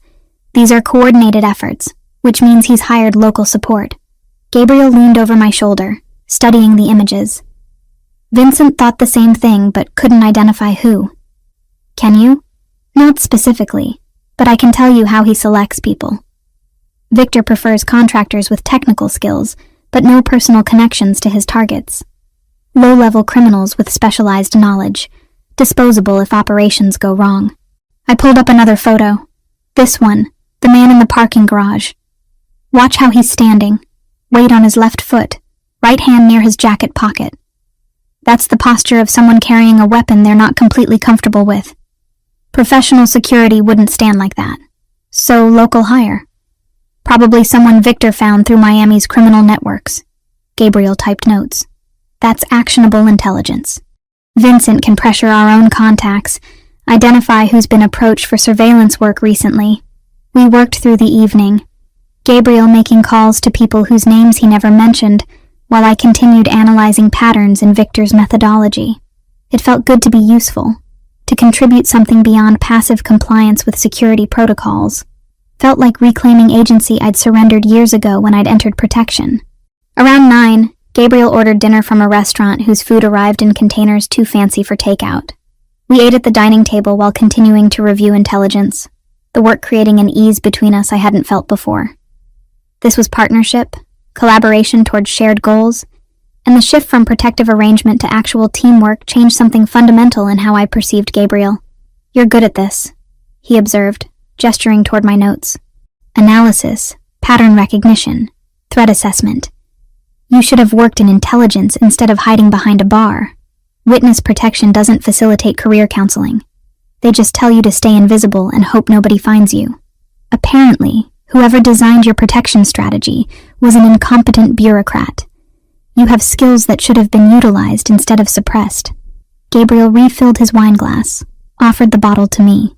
"If we resolve this situation successfully, if Victor is captured or eliminated, you should consider actually using your capabilities." "Doing what? Consulting for organized crime families about security threats? If that interests you, sure. Or intelligence work, private security, risk assessment for legitimate corporations. You've spent 8 years developing survival instincts most people never acquire. That's marketable expertise." He paused. "Though architecture is still an option if that's what you actually want." The casual way he discussed my future, like survival past Victor was an achievable certainty rather than desperate hope, made something in my chest tighten unexpectedly. Gabriel spoke about afterwards like it was coming instead of if it was coming, and I'd started believing him despite all the reasons I should maintain skepticism. "Why do you care?" I asked. "About my future, my career, what happens after this arrangement ends. Most people in your position would be content with compliance and not worry about my long-term well-being, because you're not most people. You're someone who made impossible choices at 19 and has spent 8 years paying the cost." Gabriel's expression was serious, almost tender, and because somewhere in the past 4 weeks, you stopped being just a strategic asset and became someone I genuinely want to see survive and thrive. The admission hung between us, weighted with implications neither of us had been ready to examine before now. "I don't know what to do with that information," I said quietly. "Nothing required immediately. Just accept that your well-being matters to me beyond contractual obligation." He stood, began clearing plates with domestic ease that seemed incongruous with everything else about him. "Come on, I want to show you something." He led me to his office, pulled up different files on his computer. These weren't intelligence reports or surveillance photos. They were architectural plans, detailed blueprints for a building I didn't recognize. What am I looking at? A property I acquired 6 months ago. Current structure is outdated, needs complete renovation. I've been working with architects on redesign, but nothing they've proposed captures what the space could become. Gabriel pulled up another view, 3-dimensional rendering that showed potential but lacked vision. "You said you wanted to design spaces that change how people experience the world. Show me what you'd do with this." I stared at the screen, then at Gabriel, trying to understand what he was offering. "You're serious?" "Completely. This is legitimate development. Nothing connected to questionable business interests. If you're interested, I want your input. Not as obligation, but as genuine collaboration." He clicked through more images. "Take your time reviewing the plans. If something interests you, we'll discuss it." "Gabriel, I haven't designed anything real since I was 19. I wouldn't even know where to start." "You start by remembering what excited you about architecture before everything went to hell. Then you apply that to actual opportunity instead of theoretical fantasy." His voice carried conviction that made the offer feel less intimidating. "Consider it. No pressure, no timeline. Just possibility." I looked at the blueprints, at the space waiting to be transformed, at the future Gabriel was casually offering like it was reasonable to plan beyond immediate survival. The gesture shouldn't have affected me as much as it did. This was still a strategic arrangement, still a marriage built on protection rather than affection. Except somewhere over 4 weeks, the lines had blurred. Gabriel wasn't just my protection anymore. He was becoming someone I trusted, someone whose approval I found myself seeking, someone whose presence made the isolation bearable. Dangerous territory for someone who'd survived 8 years by not forming attachments. Late that night, working at the dining table while Gabriel handled calls in his office, I realized I was designing, sketching ideas for the building he'd shown me, letting imagination override practical concerns about materials and budgets and building codes. It felt good, felt like reconnecting with a version of myself I'd thought was dead. Gabriel emerged around midnight, saw my sketches spread across the table, and studied them with genuine interest. These are remarkable.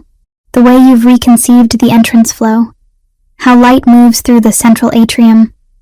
This is exactly the kind of vision I was looking for. He leaned closer, examining details. You're talented, Jessica. Genuinely talented, not just competent. It's rough work. Probably not even structurally feasible. It's brilliant work that needs refinement, which is what architects do. Gabriel straightened, met my eyes. Thank you for showing me this, for trusting me with something you care about. The moment stretched, charged with something I wasn't ready to name. Gabriel stood close enough that I could smell his cologne, close enough to see exhaustion behind his controlled expression. He'd spent 4 weeks protecting me, managing threats, maintaining security that kept Victor at bay. The toll that took was written in subtle lines around his eyes, in the way he held tension in his shoulders. You should sleep, I said. You look exhausted. Probably. But there's always one more call, one more security check, one more potential threat to evaluate. He didn't move away, just remained in that charged space between us. Victor's video today was deliberate escalation. He's preparing for his move, which means we're running out of time to locate him first. Are we going to find him before he finds another opening in your defenses? Yes, because failure isn't acceptable. Gabriel's hand lifted, thumb brushing my cheek so briefly I might have imagined it. I meant what I said earlier. You matter to me, Jessica. Not as obligation or asset, but as person I've come to care about.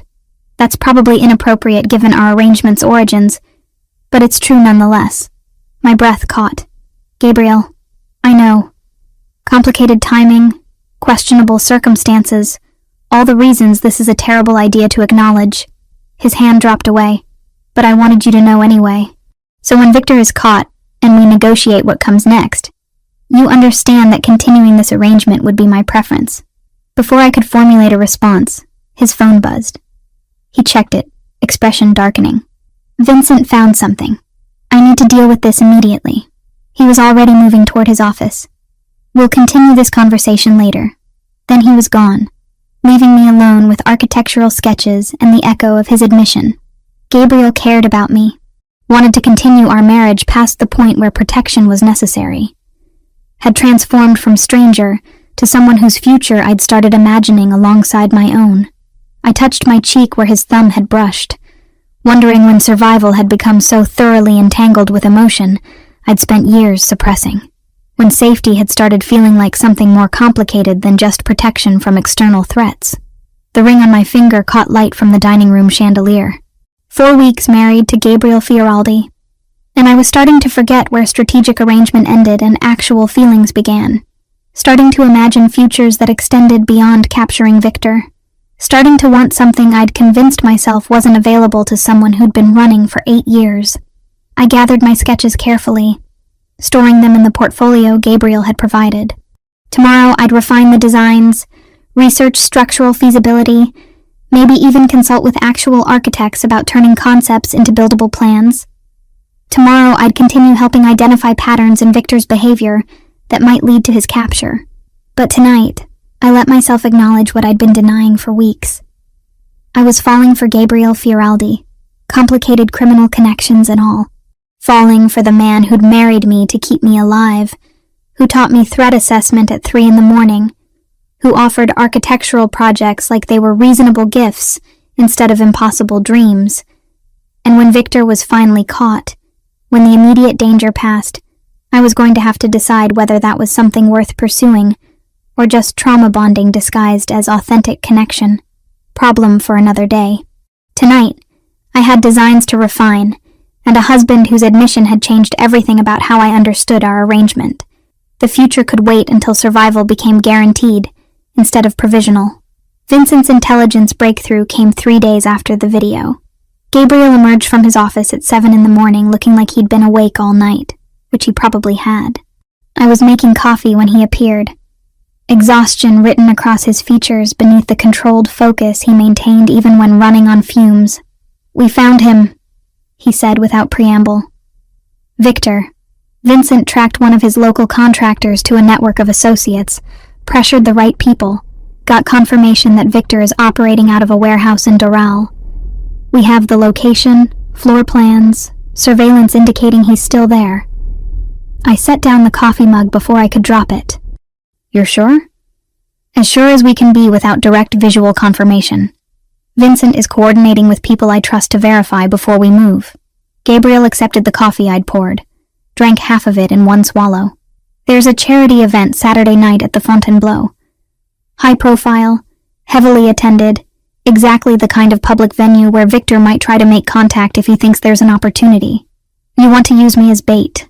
I want to draw him out in a controlled environment where we have overwhelming tactical advantage. You attend the event with me, visible and seemingly vulnerable, while my entire security apparatus positions to identify and intercept anyone connected to Victor. Gabriel's voice carried the clinical precision of someone who'd planned this scenario extensively. The goal is forcing him to commit resources, to expose his network so we can trace back to his location, and coordinate proper law enforcement response. Proper law enforcement. You mean the FBI contacts you trust not to have leaks? Exactly. Once we confirm Victor's location and have intelligence on his support structure, I hand everything to federal agents who weren't compromised by whoever leaked witness information originally. He set down his empty mug. But the Fontainebleau operation requires your active participation. You'd be visible, serving as catalyst to force Victor's hand. That involves calculated risk. What kind of risk? Minimal if everything proceeds according to plan. Vincent's team will be positioned throughout the venue. I'll be beside you the entire evening, and we'll have secondary layers of security Victor won't be able to identify. But visibility means exposure, even controlled exposure.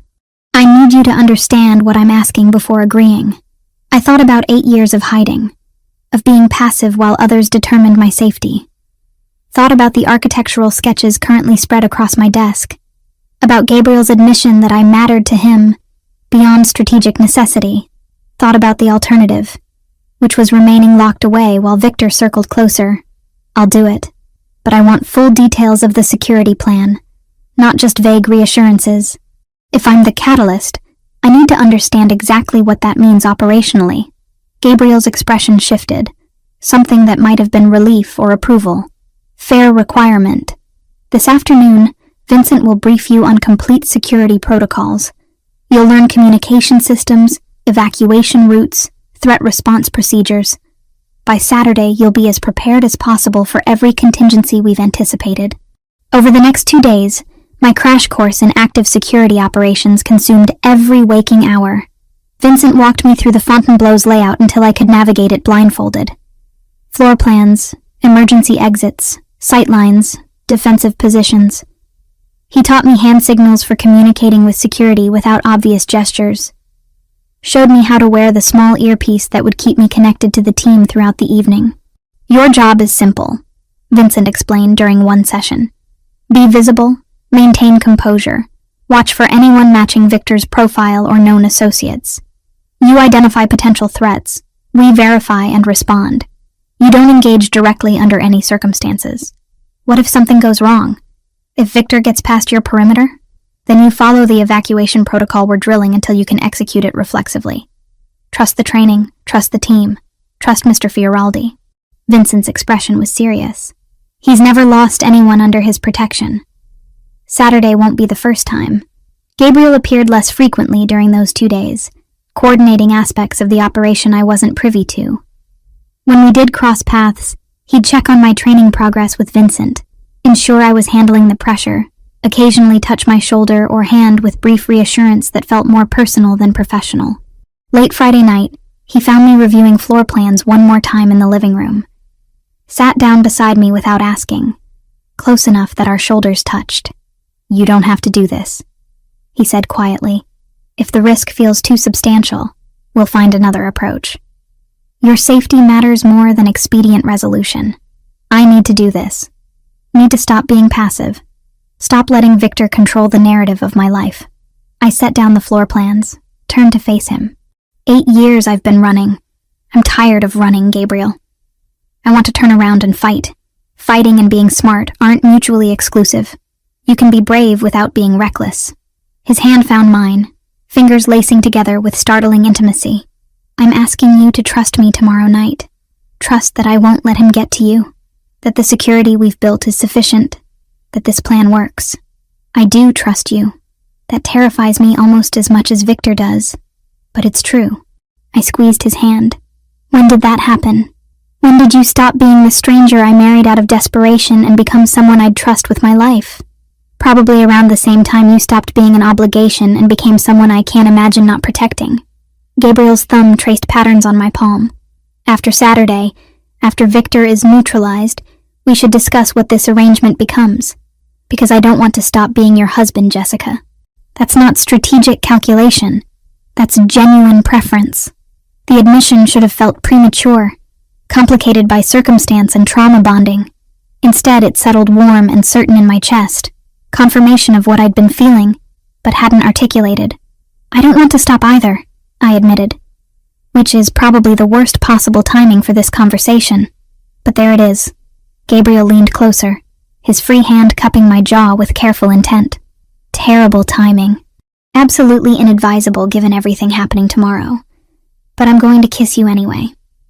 Because I've wanted to for 3 weeks.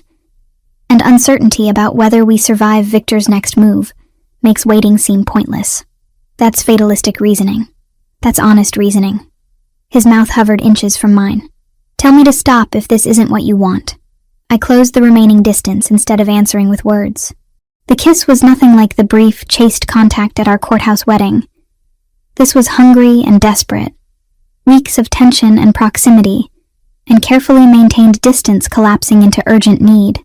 Gabriel's hand tightened in my hair, pulling me closer while his other arm wrapped around my waist, like he could physically shield me from everything threatening us. When we finally broke apart, both breathing hard, he pressed his forehead to mine. That complicates things, I managed. That clarifies things. Everything else was complicated. This is the only simple truth in a situation built on strategic necessity. Gabriel pulled back slightly, studying my face with an intensity that made me feel seen in ways I'd avoided for years. Stay with me tonight. Not for strategy or security protocols, just because I don't want to spend what might be our last quiet night apart. That's still fatalistic. That's still honest. He stood, extended his hand. Your choice, Jessica. No pressure, no expectations beyond proximity. I took his hand, let him lead me to his bedroom that I'd never entered before. The space was surprisingly simple, elegant but understated. King-sized bed with navy linens, minimal furniture, floor-to-ceiling windows offering the same bay views as the rest of the apartment. Personal, but not revealing, controlled even in private space. We didn't sleep together in any sense beyond literal proximity. Gabriel simply held me, both of us fully clothed on top of the covers, his arms solid shelter against every fear I'd been carrying. We talked about meaningless things, carefully avoiding discussion of tomorrow's operation or Victor's threat. He told me about his mother in Naples, about the bakery she'd owned before his father swept her to America with promises of better life. I told him about architecture professors I'd loved, about the buildings I'd studied before Chicago shattered everything. Somewhere near dawn, I fell asleep wrapped in his warmth, feeling safer than I had in 8 years. When I woke, he was already dressed in a suit, watching me with an expression I couldn't quite interpret. Time to prepare, he said gently. Vincent will be here in an hour with your dress. Eat something, run through protocols one more time. Then we transform you into someone attending charity events instead of hiding from assassins. The dress Vincent delivered was stunning. Deep red wine color that Gabriel had specifically chosen. Fitted bodice that emphasized what curves I had before flowing into an elegant skirt that moved like water. Nothing overtly sexual, but definitely attention-catching. The kind of dress that announced presence without screaming for notice. Hair and makeup were handled by professionals who arrived at 4, transforming me from bartender hiding behind anonymity into someone who could plausibly attend events where Miami's wealthy congregated. Elegant updo that showed off my neck and the small scar on my eyebrow that no amount of makeup quite concealed. Understated jewelry except for my wedding ring, which caught light with every movement. When I emerged from my bedroom at 7, Gabriel was waiting in the living room. He'd chosen a perfectly tailored black tux that made him look dangerous and sophisticated simultaneously. His expression when he saw me was worth every uncomfortable moment of preparation. "You're beautiful," he said simply. Stunning in a way that's going to make maintaining professional distance extremely difficult. Then don't maintain distance. We're supposed to look like an actual couple, right? Might as well make it convincing. I crossed to where he stood, straightened his already perfect bow tie just to have an excuse to touch him. "How are you feeling about tonight? Confident in the security? Concerned about variables I can't control? Determined to end this so we can start actually living instead of just surviving?" He caught my hands, held them between us. "Whatever happens tonight, you follow Vincent's instructions exactly. If he says evacuate, you evacuate. If he says hide, you hide. No improvisation, no heroics. Understood? Understood. I trust you, Gabriel. All of you. The security you've built. The plan you've designed. I trust that this works. It will work, because failure means losing you. And that's not acceptable." He pressed a kiss to my forehead, lingering like he was memorizing the moment. "Ready? As ready as I'll ever be for using myself as bait to catch the man who's wanted me dead for 8 years. I managed what I hoped was a confident smile. "Let's go end this." The drive to the Fontainebleau was silent. Gabriel beside me in the back of the SUV, while Vincent drove with focused intensity. I could see the security team in a vehicle ahead of us, another behind, the coordinated movement of professionals executing practiced protocol. The hotel was exactly as impressive as its reputation suggested. Art Deco magnificence, soaring ceilings, the kind of old Miami glamour that attracted celebrities and politicians. We entered through the main ballroom entrance at exactly 8 o'clock, Gabriel's hand at the small of my back, projecting the image of wealthy couple attending charitable obligations. The ballroom was already crowded, several hundred people in evening wear mingling beneath crystal chandeliers. I spotted Vincent at the bar within seconds, then systematically located the other security team members positioned throughout the space, exactly where floor plans had indicated. Everything according to plan, everyone in position. Gabriel guided me to our assigned table near the ballroom's center, optimal sightlines in every direction. We made small talk with the other couples sharing the space, Gabriel introducing me as his wife with possessive warmth that felt increasingly genuine. I smiled, played the role of supportive spouse, and systematically scanned the crowd for any face that matched Victor's profile or known associates. 2 hours into the event during dinner service, I saw him. Not Victor himself, but a man whose positioning was wrong. Mid-40s, nondescript features, standing near the north entrance with sightlines to our table. His stance was too alert, his attention too focused on us rather than the event, and the way he held his head, slight tilt to evaluate risk, matched patterns I'd studied in surveillance photos. I adjusted my bracelet twice, the signal Vincent had taught me. Within 30 seconds, I felt Gabriel's hand tighten on mine under the table. "Confirmed," came Vincent's voice through my nearly invisible earpiece. "North entrance, gray suit. We're tracking him. Stay calm. Maintain normal behavior." The man remained at his position for another 10 minutes before moving toward the exit. I watched Vincent signal to other team members, saw them follow at discreet distances. The coordination was flawless, invisible to anyone not specifically watching for it. "He's leaving," Gabriel murmured against my ear, the gesture looking like intimate whisper to anyone observing. "Vincent's team will follow, trace back to wherever Victor is operating from. You did perfectly, Jessica." But something felt wrong. The man had been too obvious, too easy to spot for someone working with Victor's level of professional caution. Like he'd wanted to be noticed, wanted to draw attention and resources away from something else. "Gabriel," I said quietly, urgency making my voice sharp. That was too easy. Victor wouldn't send someone that obvious unless it was deliberate misdirection. His expression shifted immediately, understanding dawning. He touched his earpiece, spoke rapidly in Italian, then stood with smooth urgency that didn't quite hide alarm. "We're leaving. Now." "Vincent thinks you're right. That was a decoy to pull security focus." Gabriel's hand on my elbow was firm, guiding me toward the nearest exit with practiced efficiency. "Stay close. Follow my lead exactly." We moved through the crowd with purpose that probably looked like early departure to casual observers. Vincent materialized beside us, 2 other team members flanking our movement. The coordination was seamless, professional, exactly the security Gabriel had promised.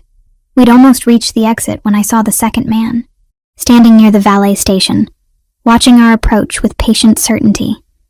Older than the decoy, weathered features that matched descriptions I'd memorized 8 years ago, a thin scar on his neck, barely visible above his collar.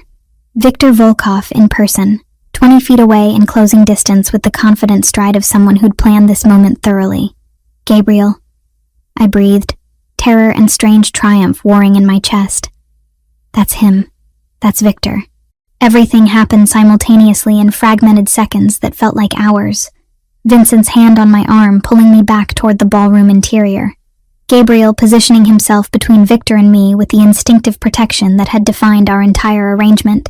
Security team members converging from multiple directions. Coordinated movement that was beautiful in its lethal precision. Viktor saw them coming. Of course he did. 8 years planning this moment meant he'd anticipated security response, planned for complications, prepared contingencies for scenarios where direct approach failed. His hand moved toward his jacket, and Vincent shoved me sideways hard enough that I stumbled into a decorative column, but no gunshot came. Because this was the Fontainebleau, crawling with private security and off-duty police working event protection. Viktor shooting me would achieve the goal of my death while guaranteeing his immediate capture or death, not the escape he'd planned. Instead, he smiled, the same smile I remembered from the alley 8 years ago. Recognition and patient certainty that this wasn't over.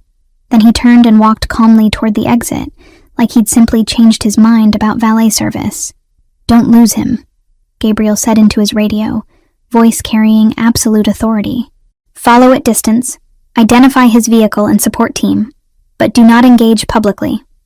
We trace him back to his base of operations and coordinate proper law enforcement response." Vincent signaled to 3 team members who immediately peeled off, following Viktor's retreat with professional discretion. Gabriel turned to me, hands framing my face, checking for injury with urgent intensity. "Are you hurt? Did you hit anything when Vincent moved you?" "I'm fine.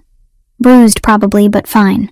My heart was racing so fast I felt lightheaded, adrenaline making everything too bright and too sharp. That was him. That was really him, Gabriel. After 8 years, I was 20 feet from Viktor Volkov, and you identified him before he could get close enough to be a genuine threat. Your pattern recognition just saved your life. Gabriel's thumb brushed my cheekbone. "We need to leave immediately. Vincent's team will track Viktor, but you need to be somewhere with fortress-level security until we confirm what his next move is." The drive back to the apartment passed in tense silence. Gabriel on the phone speaking rapid Italian to people coordinating Viktor's surveillance. I sat pressed against his side, needing the solid warmth of him to process what had just happened. Viktor had been right there, close enough that I'd seen the scar on his neck, the patient calculation in his eyes. Close enough to kill me if circumstances had been different. But circumstances hadn't been different. Gabriel's security had worked exactly as designed, identifying the threat and responding before Viktor could act. The trap we'd set had partially succeeded, drawing Viktor out and confirming his presence even if we hadn't captured him directly. Back at the apartment, Gabriel's office became command center. Vincent appeared within minutes with laptop and encrypted communications equipment, coordinating with the team following Viktor's movements through Miami's streets. Gabriel paced behind his desk, tie loosened and jacket discarded, looking more dangerous than I'd ever seen him. "Talk to me, Vincent. Where is he?" "Heading north on I-95, 2 vehicles trailing at safe distance. Looks like he's going toward the warehouse location in Doral we identified earlier." Vincent typed rapidly, pulling up maps and real-time tracking data. "We've got eyes on his support vehicle, 2 other men besides Viktor. Once he reaches his base, we can coordinate tactical response. FBI or local?" "FBI. Agent Martinez, the contact you vetted. She's clean? Wasn't part of the original witness protection breach."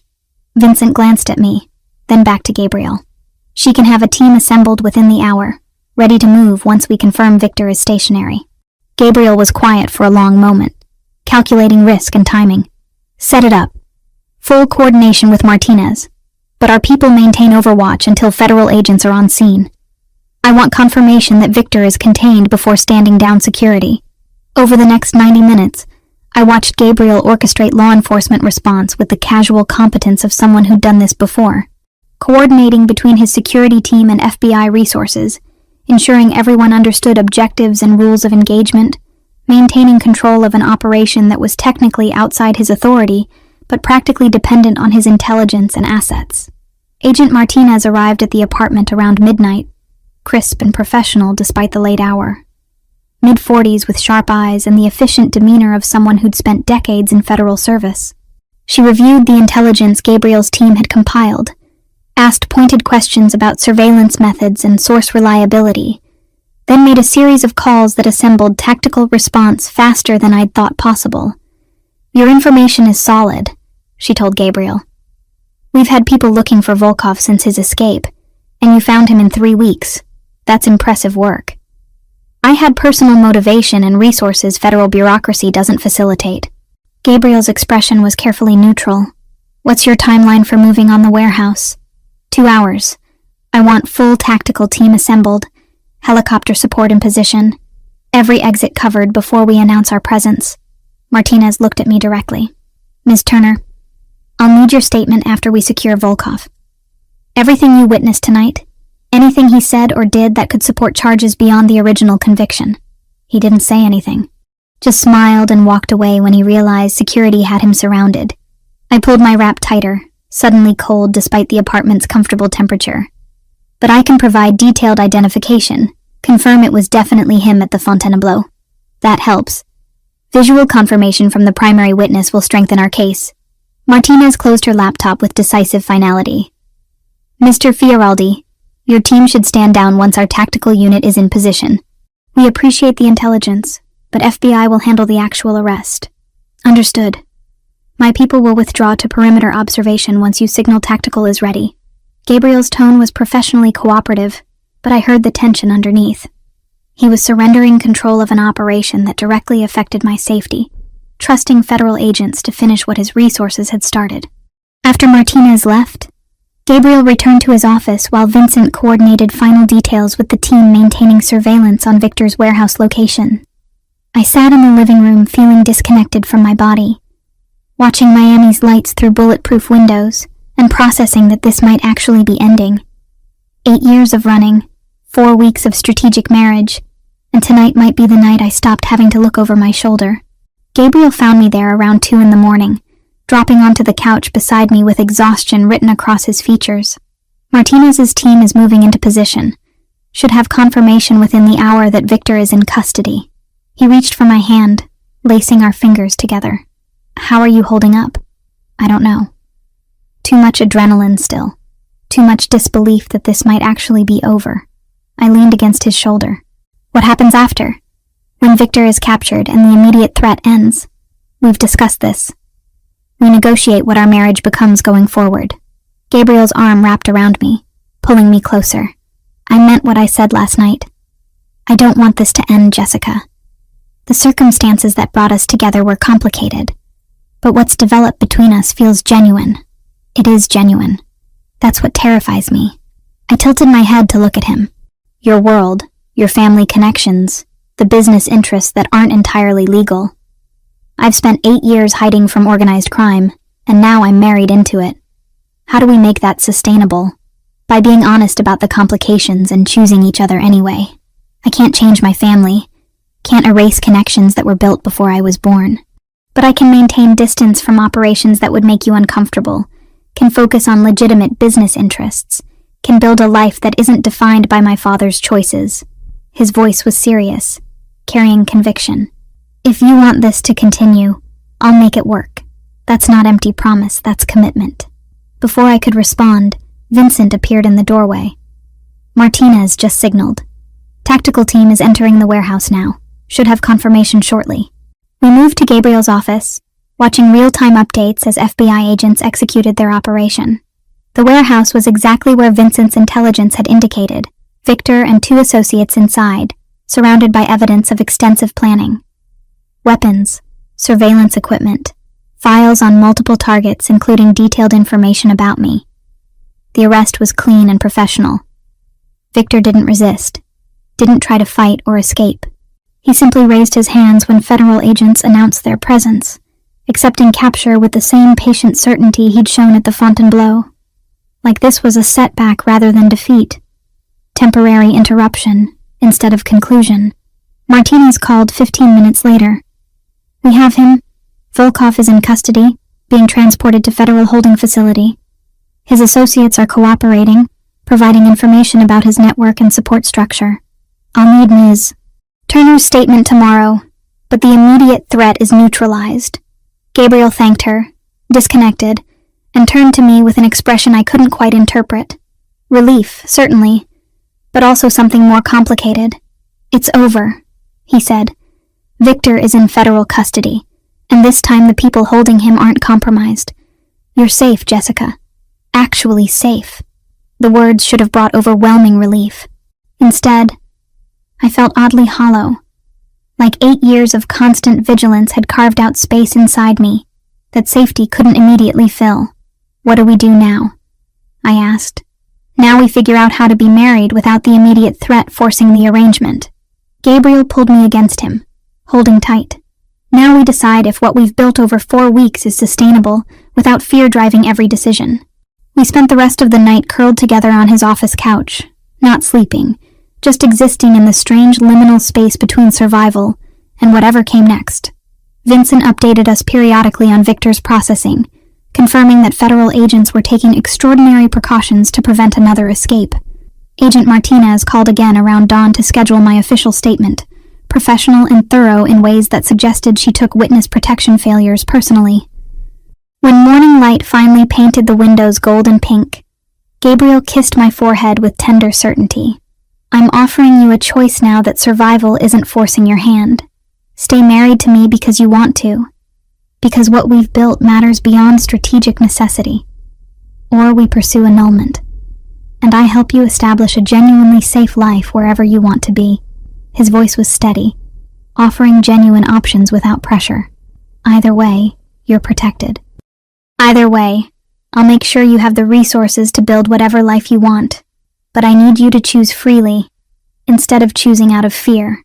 I thought about the past 4 weeks, about architectural sketches and shared coffee mornings, and Gabriel teaching me threat assessment at 3 a.m, about his patient certainty that I deserved better than hiding, his commitment to protecting me even when easier options existed, about falling for him despite every reason I should maintain careful distance. "I choose you," I said, "not because you're the safe option, but because you've become the person I can't imagine navigating life without. Not just surviving with, but actually living with." I caught his face between my hands. "I love you, Gabriel. That's probably too fast and too complicated and too entangled with trauma bonding, but it's true." His expression transformed, something fierce and tender simultaneously. "I love you too. Have loved you since approximately week 2, when you argued with me about security protocols, and then cooked dinner using my grandmother's recipe like you belonged here." He kissed me properly, thoroughly. Nothing strategic or restrained about it. "We'll figure out the complications, negotiate boundaries between my family obligations and your comfort. But we'll do it together instead of you facing it alone." 6 months later, I stood in the architectural offices I'd opened with Gabriel's backing, reviewing plans for our 3rd major project. The renovation we'd designed for his building had been completed 2 months prior, garnering attention from developers who wanted similar vision applied to their properties. My degree program was progressing, actual professors reviewing my work instead of online tutorials. Legitimate credentials slowly replacing the false identity I'd carried for 8 years. Gabriel was transitioning operations control of his father's less savory interests to trusted associates, maintaining enough connection to avoid family conflict while distancing himself from activities that made me uncomfortable. Not a complete exit, because that was unrealistic, but deliberate movement toward primarily legitimate business operations. It was compromise, negotiation, the kind of complicated balance that real relationships required. We renewed our vows on a Saturday morning, private ceremony at the same courthouse where we'd married out of desperation 4 weeks after meeting, this time with my real name, Jessica Turner, formally becoming Jessica Fioraldi, through choice instead of necessity. Vincent served as witness again, along with Agent Martinez, who'd become an unlikely friend through the aftermath of Victor's arrest. Victor himself remained in maximum security federal prison, charges from his escape and subsequent murders ensuring he'd never walk free again. Occasionally I'd see news coverage about his appeals or legal maneuvers, but the fear that used to accompany his name had faded. He was just a man who'd made terrible choices, not the monster who'd controlled 8 years of my life. That evening, standing in our apartment watching sunset paint Biscayne Bay in golds and purples, Gabriel wrapped his arms around me from behind. "Any regrets?" he asked. "About marrying you?" "None." I leaned into his warmth. "About how we got here?" "Some. But I think the destination justifies the complicated journey. Philosophy major in another life? Architecture student with pretentious tendencies." I turned in his arms, studying the face I'd learned to read over 7 months. "Thank you, for protecting me when I needed it, for giving me space to choose freely when I didn't, for building a life where I can actually thrive, instead of just survive. Thank you for trusting me, despite every reasonable instinct suggesting you shouldn't." He kissed me gently. "And for designing spaces that change how people experience the world. Your buildings are remarkable, Jessica. Our buildings. You funded them. Believed in them when they were just sketches on paper. Our buildings," he agreed. "Our life, our future, our choice. That sounds exactly right." We stood there as Miami's lights began illuminating the darkness. Two people who'd found each other through the worst possible circumstances and chosen to build something genuine from strategic necessity. It wasn't a perfect ending, because real life doesn't provide those. But it was real, and chosen, and ours. And after 8 years of running, real and chosen, and ours was more than enough. The end.